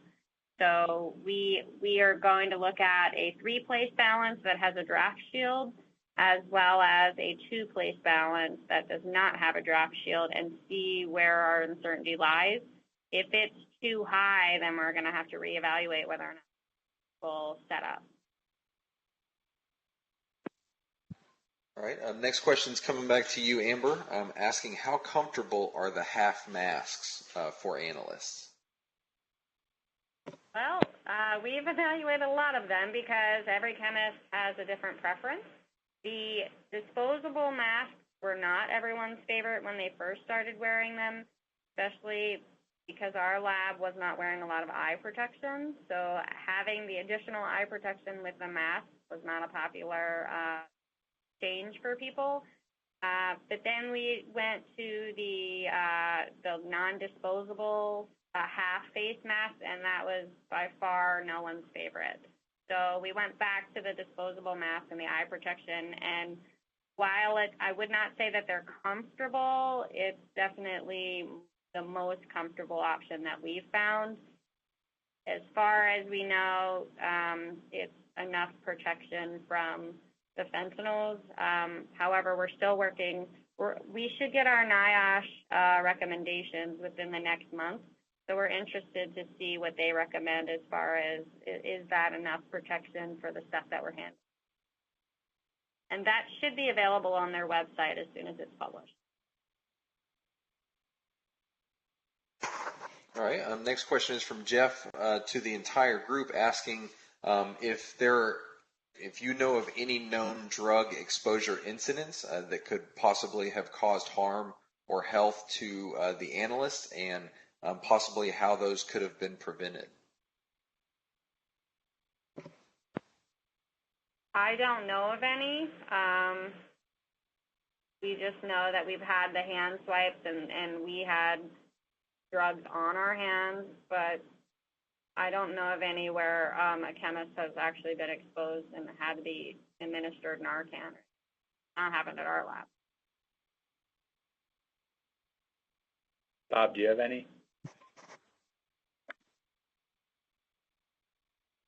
There's not been a lot reported. We've had 2 incidents that could have been, some type of drug exposure. I'm handling a powder case that was outside. It was outside of a fume hood, and there was some powder thought to be from a meth case. And there were no controlled substances found in that case, which people felt sort of like a choking irritation type feeling, which is a good indicator that, we also have to remember that it's not just the controlled substances. There's a lot of other things in there that can cause harm to people. But as far as documented ones for documented exposures by forensic scientists, there's not a lot of information out there.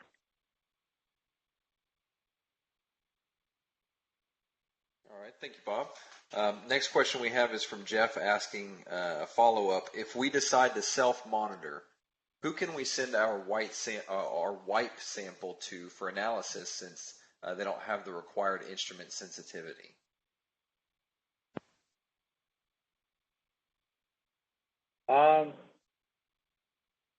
You can talk to us to see if we can do it. We're kind of winding down that project right now, but there might be opportunities for that. We're also working on evaluating whether or not something like a lateral flow immunoassay might be a good enough way to self-monitor for background. Those assays are actually quite sensitive for the specific drugs they're looking for, and so that might be a better method for the lab that was interested in self-monitoring on a relatively inexpensive basis. The other way to do it would be to try to develop a more sensitive GCMS method using a lower split or split-less ratio. If they're interested in doing it in the near term, they can give Marcella or I an email, and we can see if we can accommodate that. We should mention there's a training component as well to sampling. We've done some studies where we've had people at labs self-sample, and then we come in and sample, and you get very different results. So there is some training that is useful when it comes to actually making sure you're sampling properly and working on putting something together.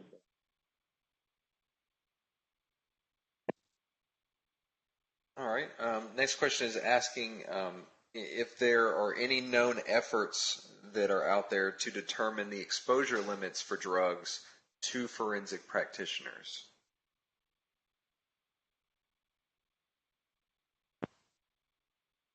This is Bob. I'll just say, with the American Industrial Hygiene Association, that's one of the aspects we're looking at.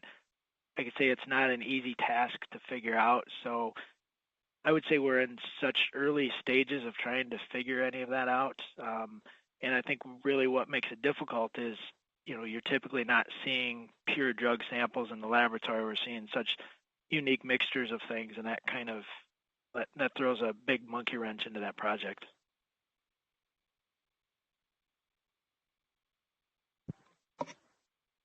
All right.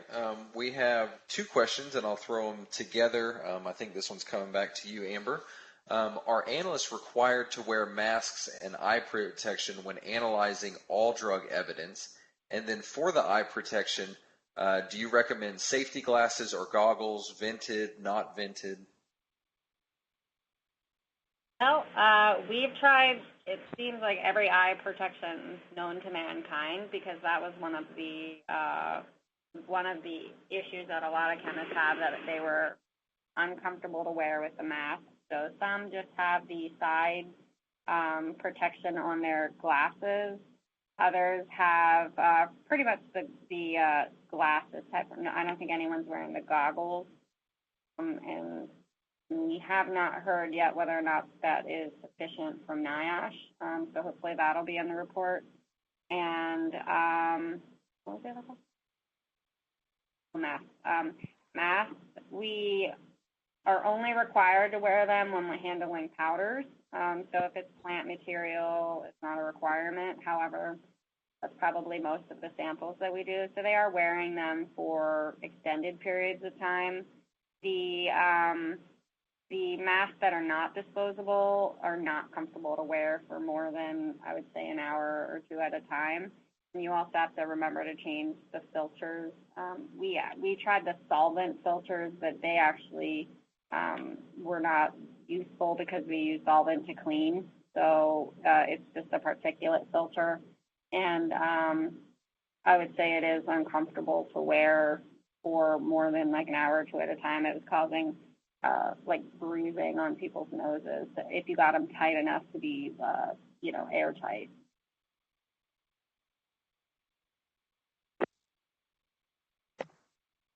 All right. We've got just another minute or two before we do wrap up today's webinar. And while we're waiting on any last-minute questions to come in, I'll just give the microphone back to the group if you would like to throw out any closing statements or any upcoming information that you would like to send out to the audience. Josh, yeah, we just wanted to mention that we made the paper, some publications available for the audience if they want to get their hands on them and read them, and they have a little bit more detail in terms of how the experiments were carried out and the results. And just let the community know that we're here as a resource.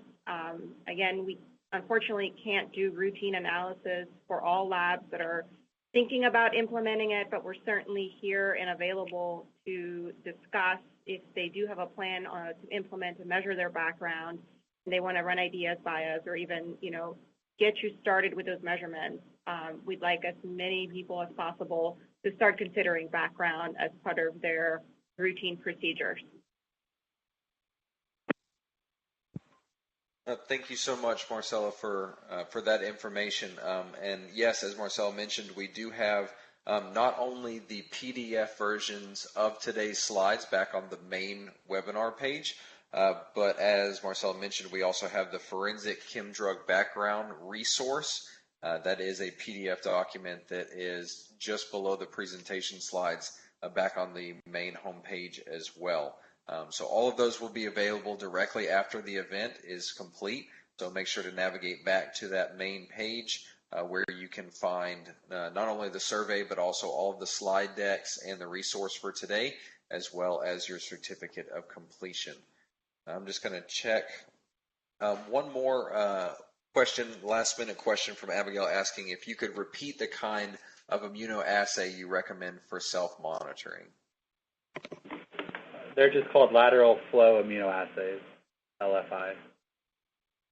There are strips that you can purchase. They're like also used for urinalysis, so they're very, very sensitive. And I know you can purchase them for fentanyl, and it reacts to a lot of the fentanyl analogs. And if you want to know the name of the company, just email me, and I can send you that information.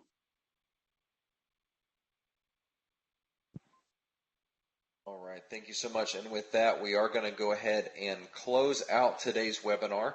Obviously, the first thing we would like to do is to thank all of our presenters, Ed, Marcella, Amber, and Bob, for their time and presentation and continuous efforts that they are putting into the forensic community. So thank you to all of our presenters for joining us and presenting today. We would also like to take the time to obviously thank our attendees who joined our webinar today. These webinars are simply not possible without your attendance and support, as well as your interaction and questions. So thank you very much, everyone, for joining us today. Before we do leave today's webinar, we always ask that our audience participate in our short survey. You'll find that directly below the closed captioning pod down on the right-hand side. So if you could take a few moments to complete that, your feedback about our webinars is always vital information that we use just to make sure we are providing you the best webinar experience, as well as adjust any content or the way we disseminate that information out to you, our audience. So your feedback is valuable, and we definitely take it to heart for all of our webinars. So if you have a few moments to complete that, we would greatly appreciate it. Also, you will see there in the chat pod, Lauren is putting some links to our social media outlets such as Twitter, Facebook, and LinkedIn, as well as links to our podcast. She's got Amanda Burns' podcast episode there up in the chat pod, so make sure you check that out, as well as subscribe to all of our podcasts. And then we will be putting up our website there as well, where you will have access to all of our no-cost webinars, reports, podcasts, and special interest stories that we continuously update and put on our website. Again, thank you everyone for attending today. As we mentioned, all of the resources will be back on our main page. We have recorded today's webinar, and we will be converting that into our archival version. That should be ready by the end of the week, should you want to refer back or send to any colleagues that might have missed today's live event. Again, thank you, presenters. Thank you, audience, and we hope everyone has a great afternoon, and we will see you in our next webinar.